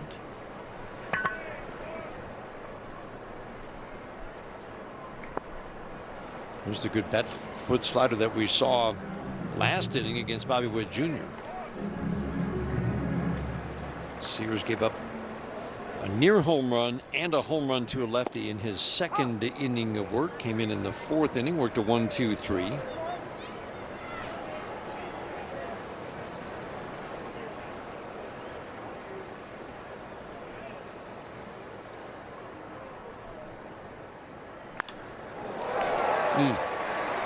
Turned around that sinker. 95, but middle will get hit at the major league level. Tried to run the sinker up there, missed down a little bit. And this is the objective, you know, anytime a guy makes his debut, there's a lot of nerves going. And I always, as a hitter, I know that when the pressure's on the pitcher and they're feeling the nerves or the adrenaline, they're more likely to make mistakes. And we've seen Sears so far. He's thrown some really good quality pitches. Yep. And then he's thrown a few out over the plate that have gotten hit. And for a young guy, you just don't want him to get dejected. You got to keep pitching and learn, okay, I got to locate a little better in certain situations to different hitters. And I think there's usually a process for a younger pitcher to figure out how is his stuff going to potentially play at the big league level. Right. Like the minor leagues is the minor leagues. And you know, you can get away with a few more mistakes here and there. But with the arsenal that he has, what are the best pitch shapes, the best pitch types to get the different types of hitters out, whether it's a power hitting lefty or a contact righty? And that takes a little bit of thinking and navigating and learning from start to start, getting some innings under your belt. We saw it with Drew Summers a little bit this year. Yep. You know, when he came in, he's got great stuff, got swing and miss fastball. But what locations can I get away with? Which ones can't I? What counts do I feel confident throwing a breaking ball? Which ones don't I? Because it's one thing to throw strikes at this level. It's another thing. There's very few guys that have that elite enough stuff to, all I got to do is throw strikes. Right. Tarek Skubals of the world, you know, there's right. certain guys. For most of humanity, it's about learning where my stuff plays in the zone to get weak contact, to get swing and miss. Where is my leverage at? How does my stuff work at this level? Where guys are itching for you to make a mistake because they're trying to launch. They want to get the ball in the air.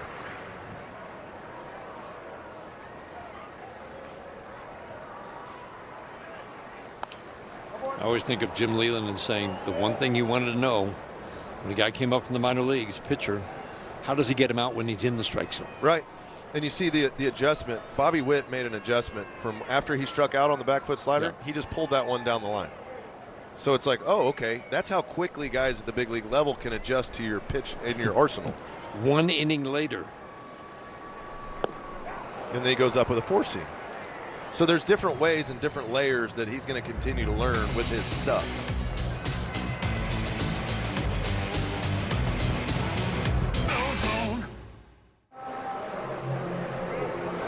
Wallside Windows pitching change brings Jose Cuas into the game.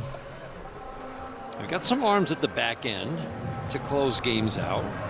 Alex Lang and Craig Kimbrough were pretty impressive yesterday. We saw Cuas in game 1. He walked a couple of batters after Cameron came out. We saw this side armor already in the series. He's got a 4-seam sinker sweeper combo. The sweeper looks like one of those pitches that he's bound to hang at some point.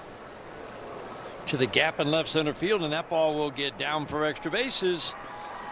Ha-Yu Lee does it again. Man, he's on a roll, isn't he? He has been stinging the ball this whole series. Heck, for a couple of months now. That's the 3rd hard hit ball of the day for him. Time for today's mobile performance.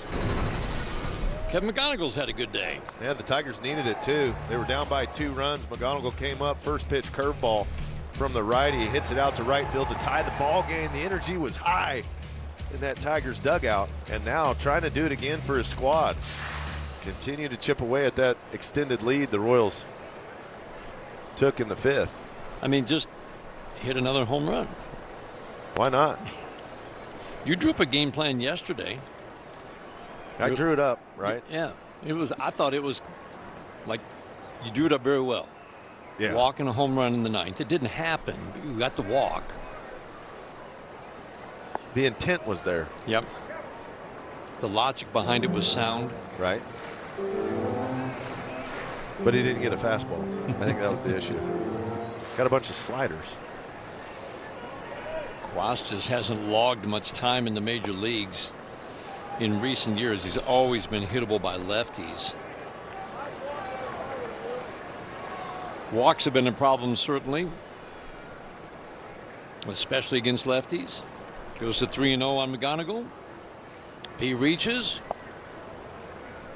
and he does, the Tigers now get the potential tying run to the plate with nobody out here in the 7th. I mean, these are just manager nightmares. Walking guys when you're up 3.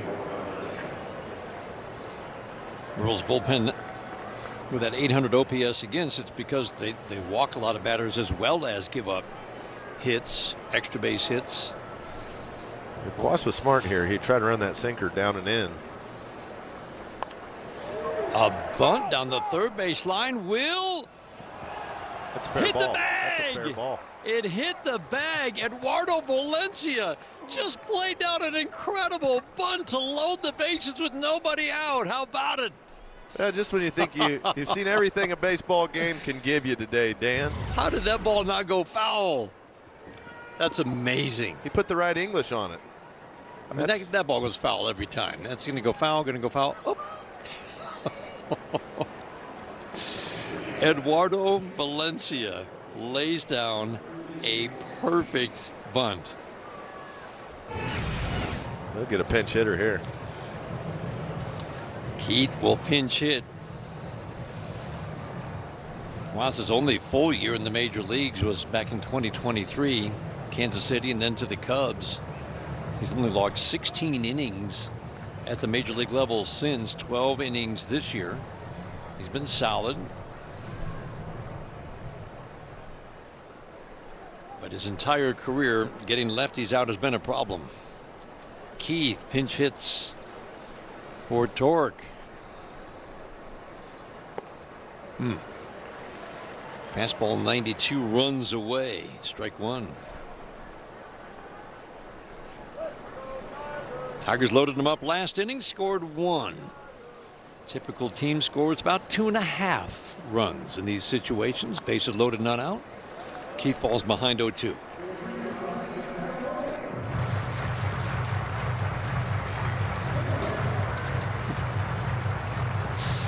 First Tigers catcher with a bunt base hit since Tucker Barnhart. Yeah, no, that's not something to see. 2022. Saw Salvi steal a bag, and then Valencia lay down a bunt.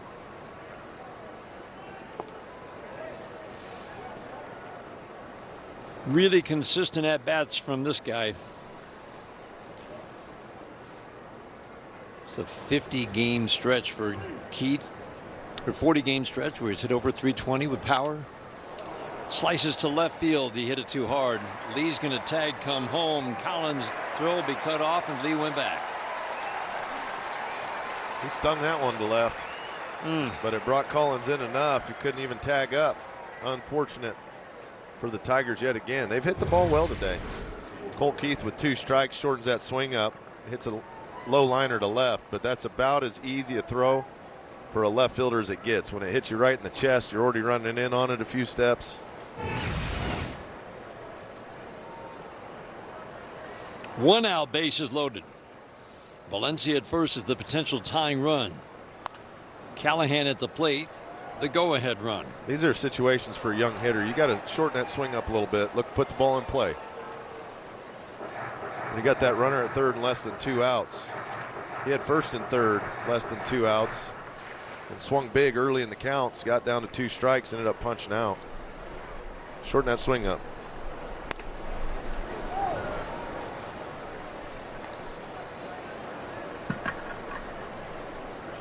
Because if he hangs you the sweeper, you're going to hit it harder on the pull side anyways. But it's hard to pull a sinker away. See that big swing, Dan? And that's just the adrenaline of a young guy wanting to win it for his team. But when a guy's got the upshoot 4-seam, you're just late. Upshoot.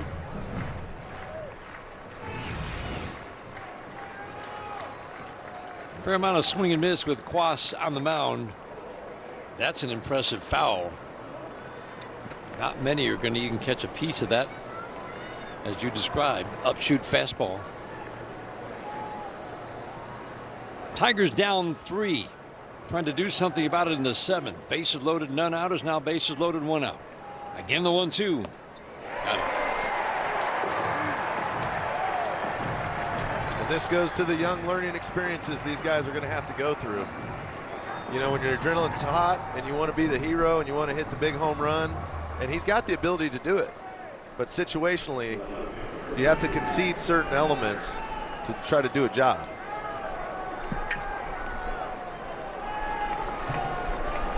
Quas has been tougher on righties than lefties in his career, but he's not a shutdown righty against right-handed batters. And Malgeri has an opportunity here. Single could make this a 1-run game. Tigers have to take advantage of this bases loaded situation. 1-1.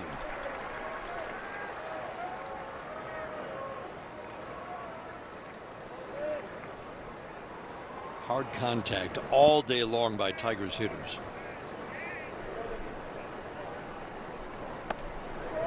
Good hitters count for Ben Malgeri.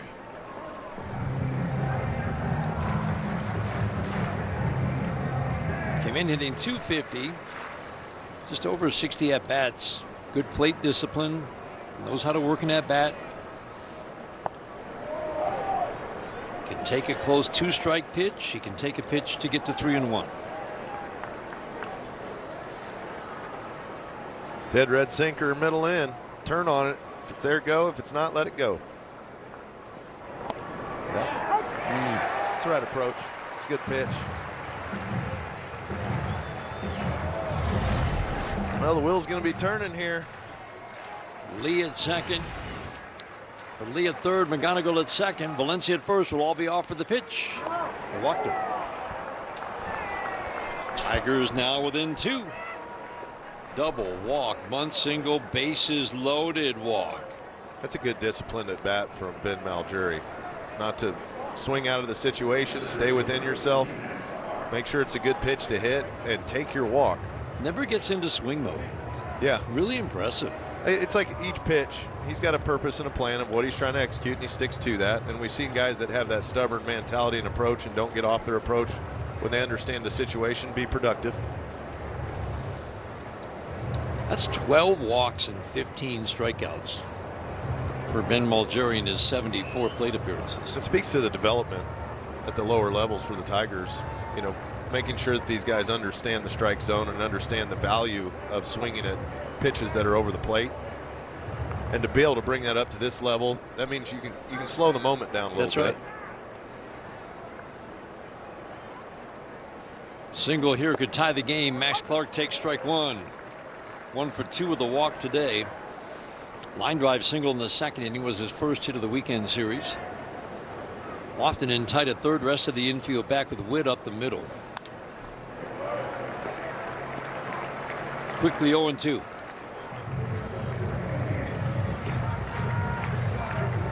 Valencia is the runner at second. A single is not an automatic to score him. Collins in left does a very good job charging the ball, getting the ball in the air, and we've seen Max Clark go to left field. A single to Collins, especially in left, not guaranteed to score that runner from second. Popped up. Will it be playable? It will. Lofton with the catch. Tigers again load them up with nobody out and settle for one. Coming up, it's the Figer Law 7th inning stretch.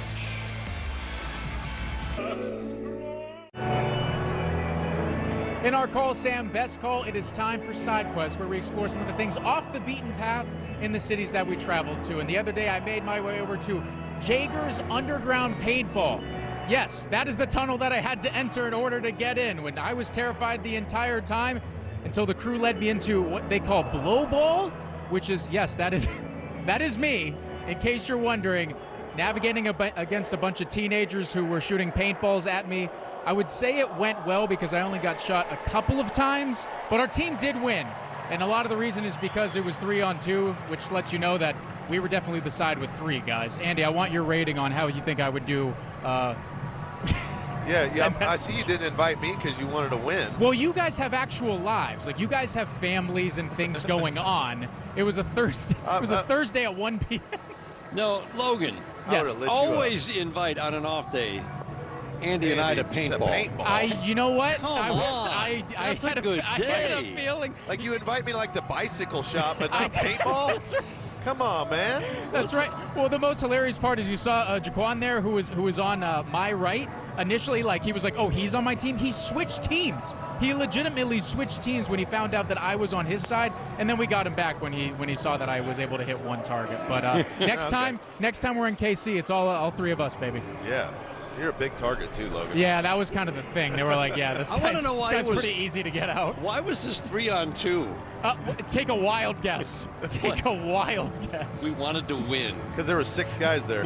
That's why. They said that people will go all day long, though, which is wow. Crazy to me. Paintball's a blast. It was a great time. The adrenaline was awesome. I think I hit one person, but I found out I don't like getting shot at, which is a shock. Especially close range. Yes.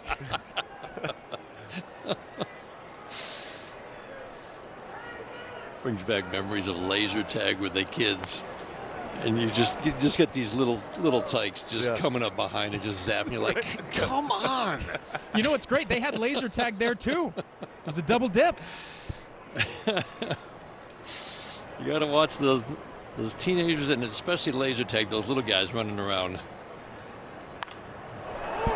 In the air to left, Mulgeri tracking it. Nice running catch. Ben Mulgeri can track a ball down. He's been solid in the outfield in both corner spots, right and left field. He understands that the ball's going to tell off this left-handed bat here. Pasquantino hits it hard, and from where he starts to where he ends up, he had to track a lot of ground, understands where the wall is, continues his run. Nicely done. He's made fine running catches back, over and in, and cut balls off in the gaps, holding hitters to singles instead of doubles. And that defensive element like that, that's what will help keep you around the big leagues. Yep. When you can play good defense, and we saw the good at bat with the bases loaded, Just keep doing all the little things right, and you find yourself in the big leagues more than not. We mentioned those now 12 walks for Ben Malgeri, so that means here's a guy with a 250 batting average, but his on base is 370. Right. Doesn't swing and miss much. He's got a 2-homer game under his belt. Ben Malgeri's done a lot of things well, but the defensive element, and by sprint speed, he is among the fastest runners on this team with Max Clark. Popped up. Cole Keith on the run, in now at first base for Torque.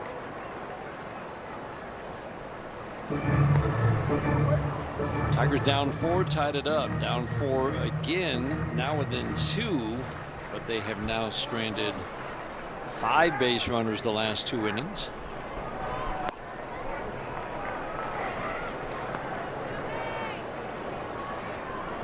Four for 10 series for Salvador Perez, including a home run and a double the last 2 days. Slider wipes him out. But there you go. See, now Salvi hit a hanging changeup, last at bat against him. Here he gets ahead 0-2 and goes ahead and throws him a pitch that's not close because Salvi will chase. And that's again, understanding. Learning to he slow didn't want the to put game that down. changeup in the middle of the plate. But Nope. Now it's okay. If I make a mistake, it's going to get punished. But when that adrenaline is rushing in your debut, and this is the big leagues, and you look up and there's 3 tiers to the stadium, that you grip the ball a little tighter. You know, there's a sense of trying to get comfortable at this level. You're trying to make that changeup just a little bit nastier. Right. There he throws a changeup to Collins. Perfect. You talk about all the time. Know where your misses are. And then if you're missing in places where you don't want to miss, then you keep working, like Drew Summers with the slider to lefties. Know where your misses are. Line drive to right. McKinstry skids a little bit, but cuts it off. Throw to second base, and they got him. Great job by Zach McKinstry. Almost skidded to the ground. A 1-hop strike to Kevin McGonigal, who wheeled and applied the tag, and the Royals will not challenge. Yeah, Collins thought he had him something once he saw McKinstry stumble, but McKinstry's got one of the best arms in the outfield for the Tigers. Perfect throw, nice tag by McGonigal.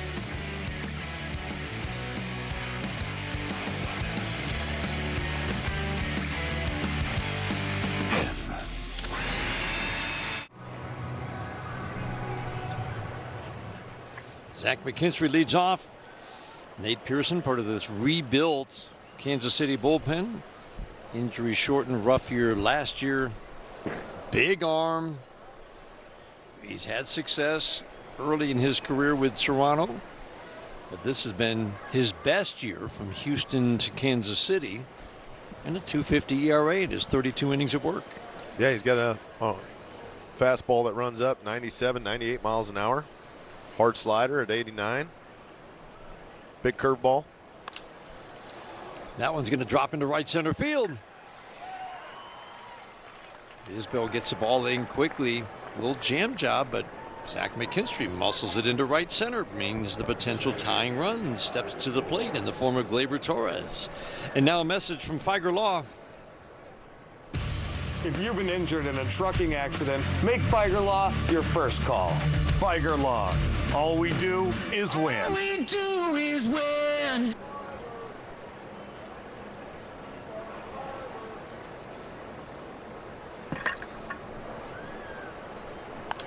Pearson has been much tougher on lefties than righties. Gleyber Torres fouls the first offering off. It's limited at bats. Lefties have hit 160 though, and there's 67 at bats, mostly singles. Walks righties at a little higher rate. They've hit 230. Not much power though against Nate Pearson this year. And again, a big bounce back season after injury shortened year where he gave up 15 runs in his 14 innings in the major leagues. He's a thrower. He just rears back and rips it. Doesn't always find the strike zone. Probably sporadic enough. It's probably helped with some of his success so far. Because we've seen some big misses and some middle balls. Never been that big shutdown reliever. The arm, I mean, Toronto loved the arm. We saw him early in his career. It was great, but he's always given up a lot of hits. Yeah. He's got that build, that 6'6", 255. Big frame. Torres falls behind 1-2. Pops it up, playable. Rave. 1 out.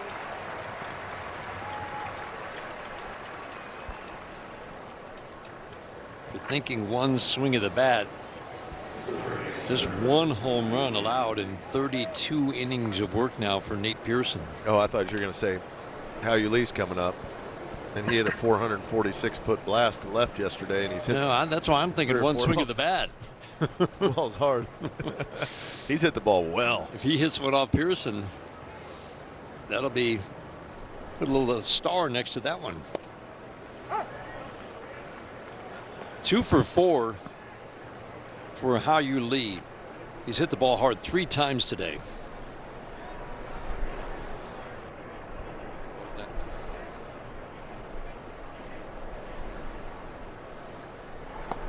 Off the plate and in. CNL Ward on deck. Hitter is Kevin McGonigal. Double, home run, 3 RBIs plus a walk. If Kevin McGonigal has an offer, the next day he's on base 3 times, like automatic. Yep. Every time.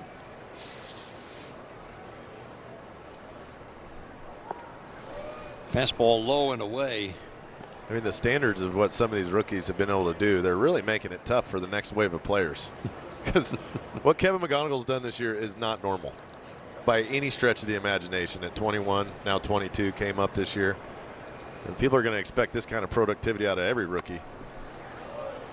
Like, no. That is not the trend. This is an exceptional season from a guy who works really hard, put a lot into it, very talented, and skipped a level. Yeah, he's that's an anomaly. May end up with the highest WAR in the American League by the end of the year. That one's deep to right, but playable for Rave.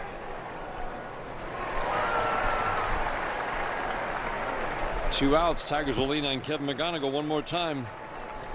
That's another good swing for Hao Yu Lee. Yeah, he's on the baseball. He hits it hard to left, hit it hard to center, hit it hard to right. He's got a good approach, swinging at good pitches. Stay right there, Hao Yu Lee.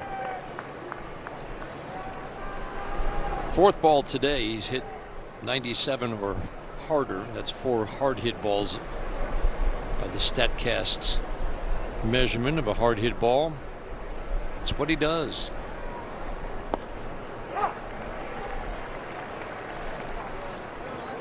Perfectly located 97-mile-an-hour fastball.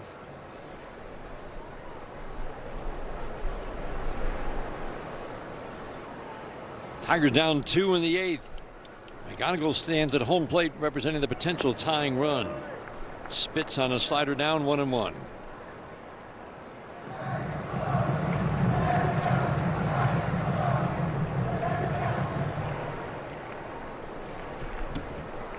Outfield plays him straight up. Witt Jr. right up the middle. Perfect pitch, 1-2. Pitch called a strike, out of challenger.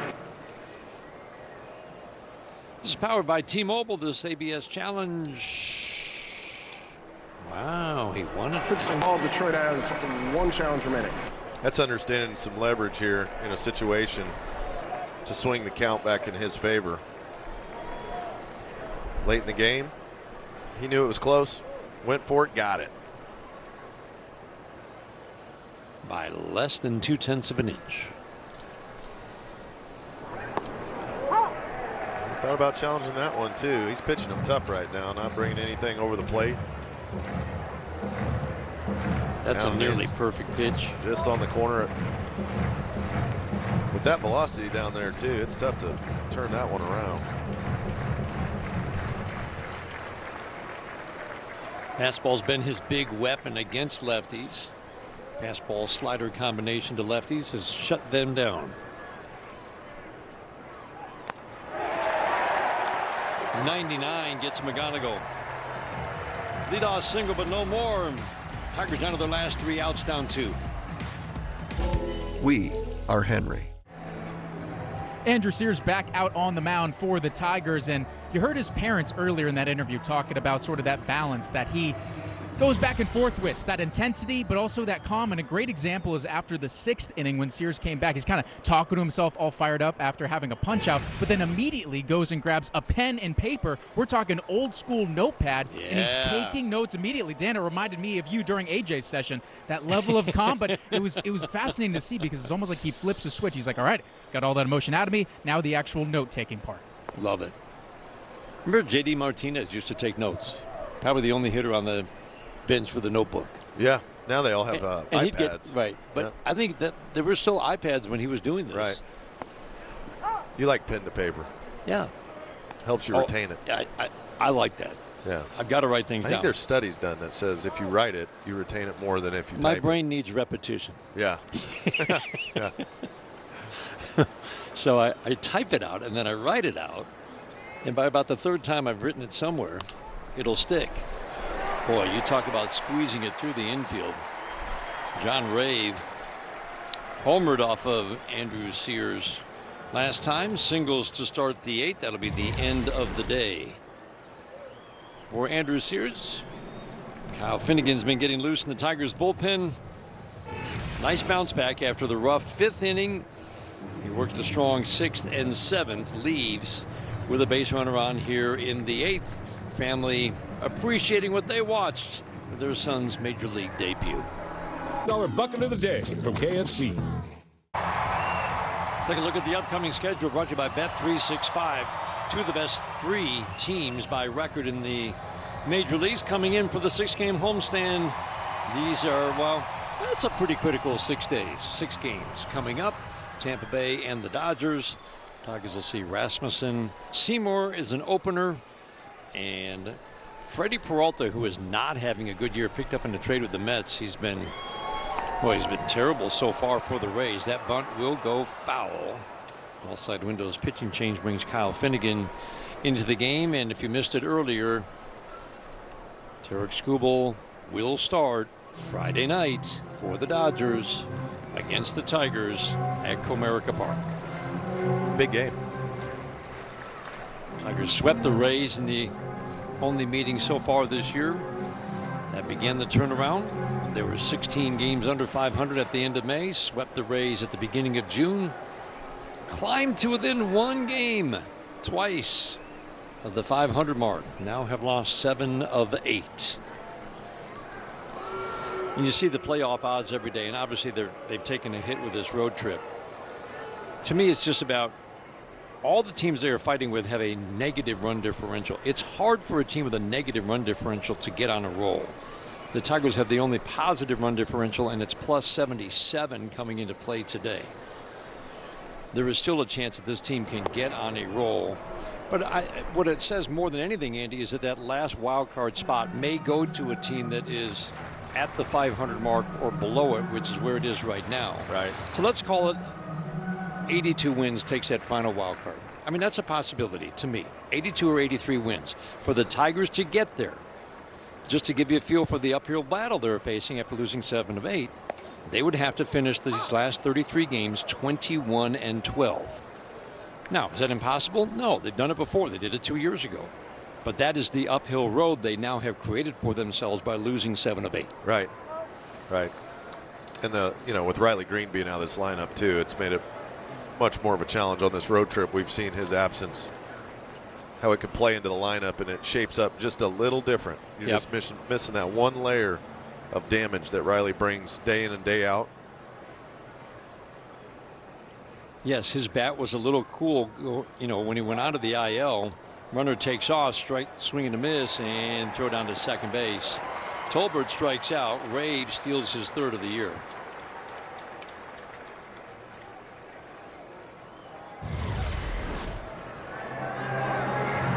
Yeah, the split down. That's a good pitch to run on, but Rave got a pretty good jump. So they attempted to move him via the bunt. He ends up getting over there to second base anyways. Carter Jensen will pinch hit for Luke Maile. This is why Sears stayed in the game as long as he did, trying to keep these lefties, Massey, Caglione, Jensen, all on the bench. Valencia out to have a quick word with Kyle Finnegan. The Tigers are going to get on a roll. They have to begin to protect leads late better. And this guy right here is a key. Get back to being that guy we saw at the end of last year. Need that leverage in the back end for sure. And Kyle Finnegan was such a big part of it. And he still got it in there. It's just no the command. Question. The command has been off with the fastball. And then it's hard to get to the split consistently to get a swing and miss.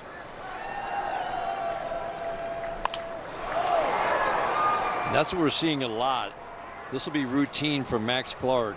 The team's attacking, hitters attacking the first pitch fastball. Right. And it's been hit hard this year. And it's just he has not been able to, as you said, get it bottom rail, top rail consistently. He's missing way too much middle. See, that one was a little bit up, and it gets that contact. That's a jam shot fly ball. If it's a little down, it's easier to get barrel to in the middle of the plate. Top rail, bottom rail, and then throw the split. Split has not been hit this year. The damage has been almost exclusively for extra base power anyway against the fastball. There's nothing, I mean, we see the stuff. There's nothing wrong with the fastball. Yep. It's cruising 96, 97. It's all location. And there's always a little bit of element of some years you throw it down the middle and they foul it off. And other years you throw it down the middle and it seems like they hit it every time. You don't get away with any mistakes. Good splitter.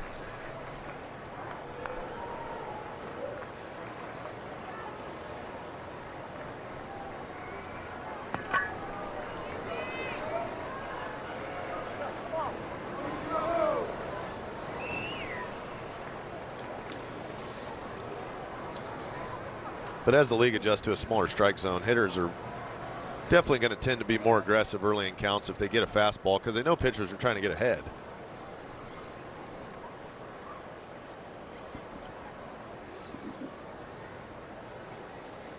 Big runner to Strand at second.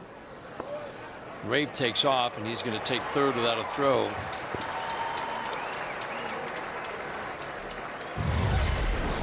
He was dancing around out there the last couple pitches. You got to be able to at least slow him down. And right? I think he finally realized, well, I can just go.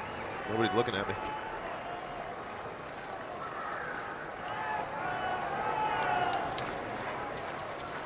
Fourth stolen base today for the Royals.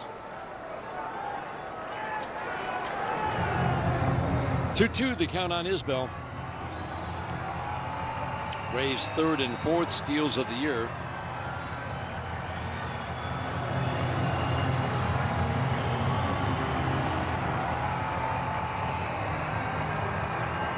Isbell's 1 for 3 today. A little bloop single, scored 2 his first time up. 4 for 10 in the series. A double, 2 home runs, and the 2-run single. Shot to second. Off the glove of Gleyber Torres, and a 10-7 lead for Kansas City. Gleyber just put his glove out in self-defense off that ball. That was a split that was up. We talked about location. When that ball hovers over the middle, it's going to get hit hard. 107 off the bat. Kyle Isbell is not a powerful hitter. He has been stinging the ball this weekend. Man.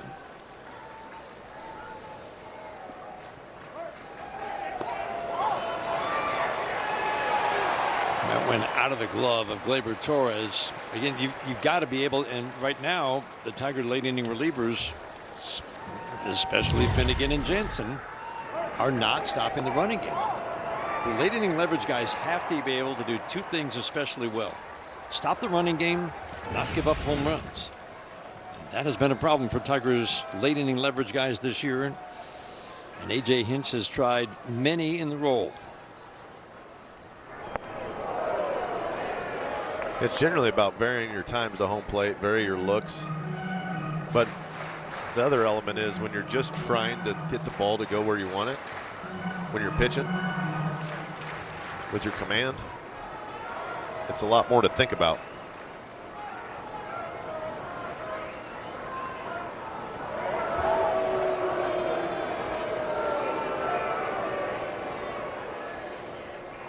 13 stolen bases now allowed by Kyle Finnegan. That's a big number for a reliever. Kenley Jansen, also double-digit totals.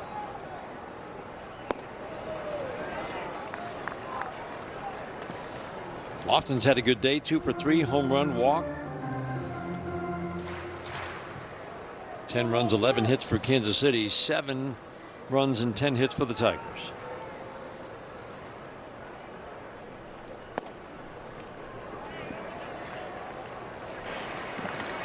Pitch called the ball, catcher's challenging.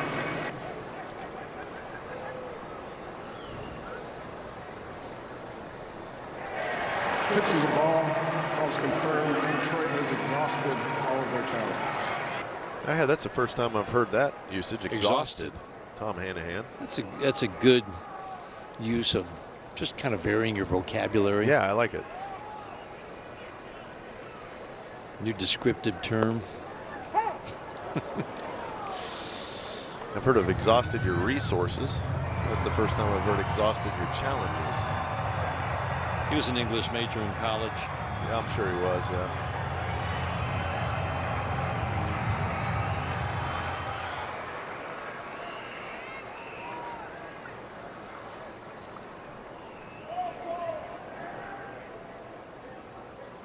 The 3-2. Base hit to left. And they're going to wave him home, and he's going to make it easily. Isbell scores down to second. Goes Lofton. I mean, it's another just fastball hit hard. It's down the middle, Dan. And when that ball finds its way down the middle, well, that was up and in. Turned on it, Lofton did. But it's that middle third of the zone. It's not up high enough. It's not low enough. And it's just been a real struggle for Kyle Finnegan this year. On that fastball pitch. I mean, they've hit his fastball well. All year long for average, for power.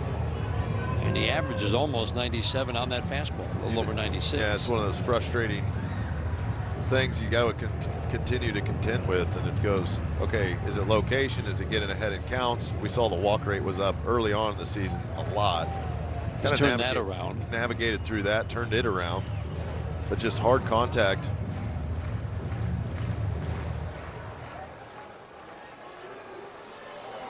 Four-run lead for the third time in this game for Kansas City. 5-1, 9-5, and now 11-7. And they've done it without really any help today from the guy at the plate, Bobby Witt Jr., their best hitter and best player. He's 1 for 4. Lofton now 3 for 4. Home run and a walk. Salvador Perez, couple of hits. John Rave getting a rare start. 2 for 3 with a home run and a walk. And Kyle Isbell. 2 more hits today. He's had a series. 6 RBIs for the series. Kyle Isbell came into this series hitting .229 and in a funk.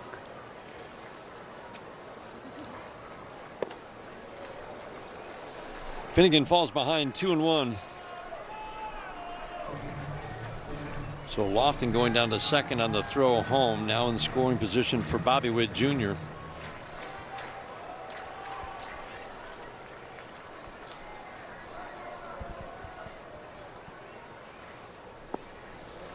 Tigers have given away 90 feet. A lot in this game today. Stolen bases mostly.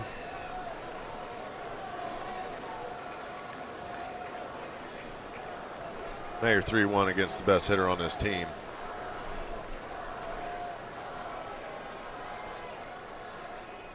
Got to break out a good slider, you would think. Nope.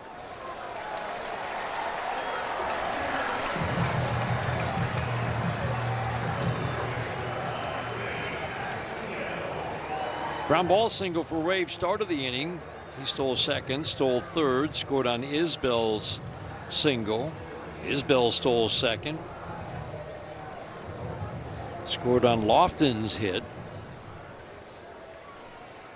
Lofton went to second on the throw home. Now the Bobby Witt Jr. 2 on for Vinny Pasquantino. Double and a home run in game 1. RBI double today, just missed, hitting his 9th home run.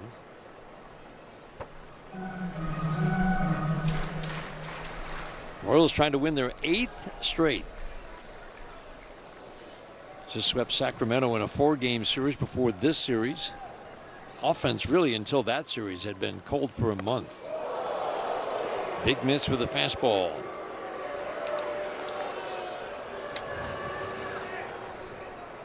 Got to find a consistent delivery. I mean, it's misses down, it's misses up, it's misses out and in.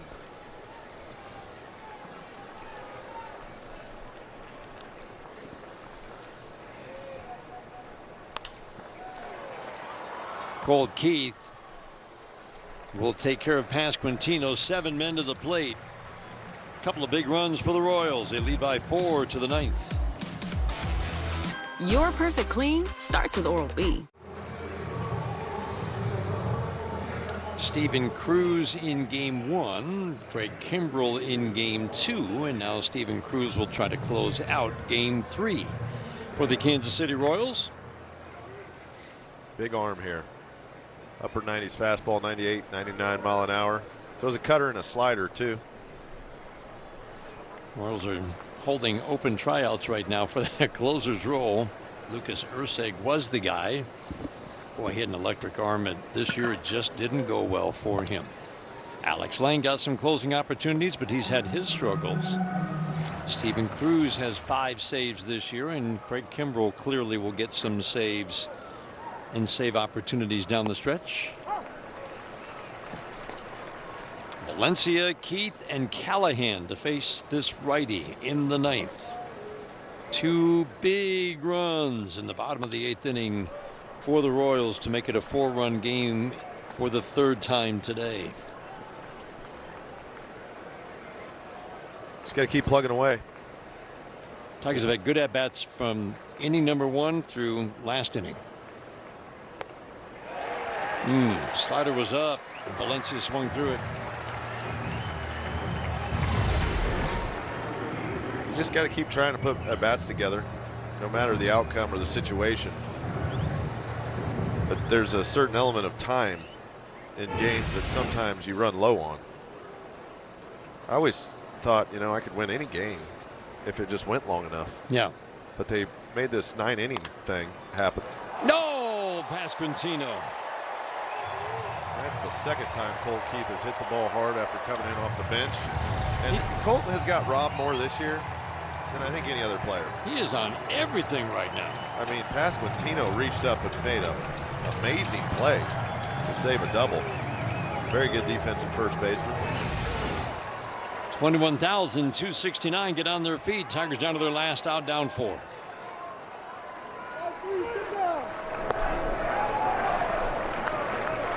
Callahan 1 for 3 today. Or I'm sorry, Callahan came in, got hit by a pitch in his first at bat in the 6th inning. Jolks was in this spot earlier in the game, struck out last time up.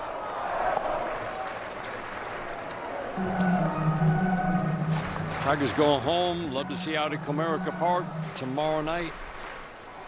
Rays in for 3. Dodgers starting Friday, the second half of the homestand. Tigers dominated on the road. 7 consecutive road series wins going into this road trip. Tigers were 3 outs away from making it 8 straight road series wins. A crushing loss in Pittsburgh on Wednesday, and now the Royals 1 out away from a sweep. Callahan keeps Tigers' hopes alive here in the 9th inning with a 4-pitch walk.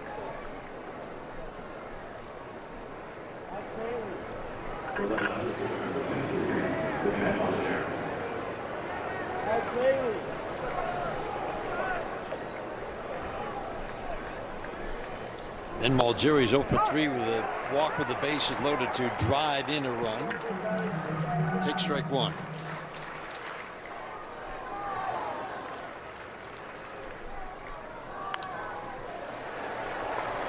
Fouled out of play. Tigers down to their last strike. He's not a shutdown reliever. Righties and lefties have had some success against him.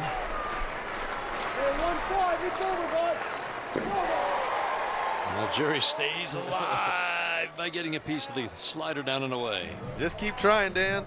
Just keep sticking with it. Stick your nose in there. Battle the at-bat. You know, Malgera is going to give you a good at-bat. He has lined out, taken a called third, reached on an error and walked.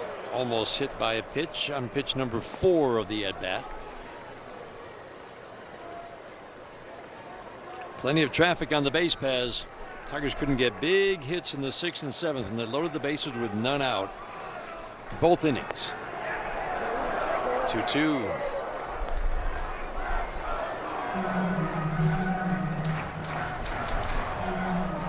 Cruz doesn't walk a lot of batters. Walk rate is reasonable at just over 3 per 9.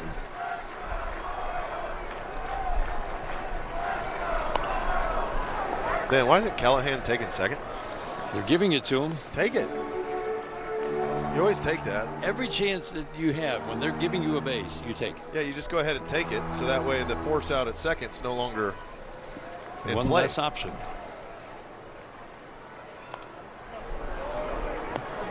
Cutter fouled off. Now a fastball fouled off.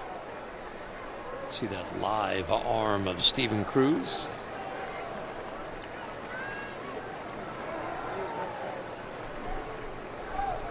Been his best year for swing and miss.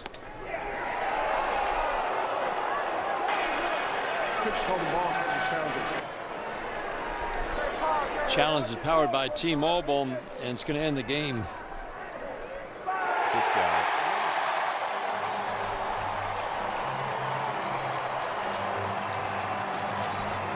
Tigers come into Kansas City. Kansas City team is playing some of its best ball of the year, and they get swept in a weekend series and finish the road trip with 5 consecutive losses. The big leagues is not always friendly. Doesn't matter what a team's record is, they can put it to you. Kansas City outcompeted the Tigers in this series. They came out and they showed we're here to play ball. They hit a lot of home runs. They made some nice defensive plays, got good starting pitching. And the Tigers today tried to scrap back into the game. They took the lead early, got down quick, but the pitching couldn't hold it. So it's been a really rough go to try to get the elements to collide, the pitching, the defense, and the offense to get a W. And after losing, getting swept by the White Sox, Tigers have now lost 8 of their last 9, once within a game of the 500 mark, now 8 games below. Stay with us, post-game Logan Reber coming up next. No better lawyers. Join us at Comerica Park September 12th and 13th for Fiesta Tigres, presented by Miller Lite, a celebration of the rich and storied history of Latin players, culture, food, music, and more. A weekend you can't miss. Learn more at tigers.com/fiesta. Tigers postgame on the way.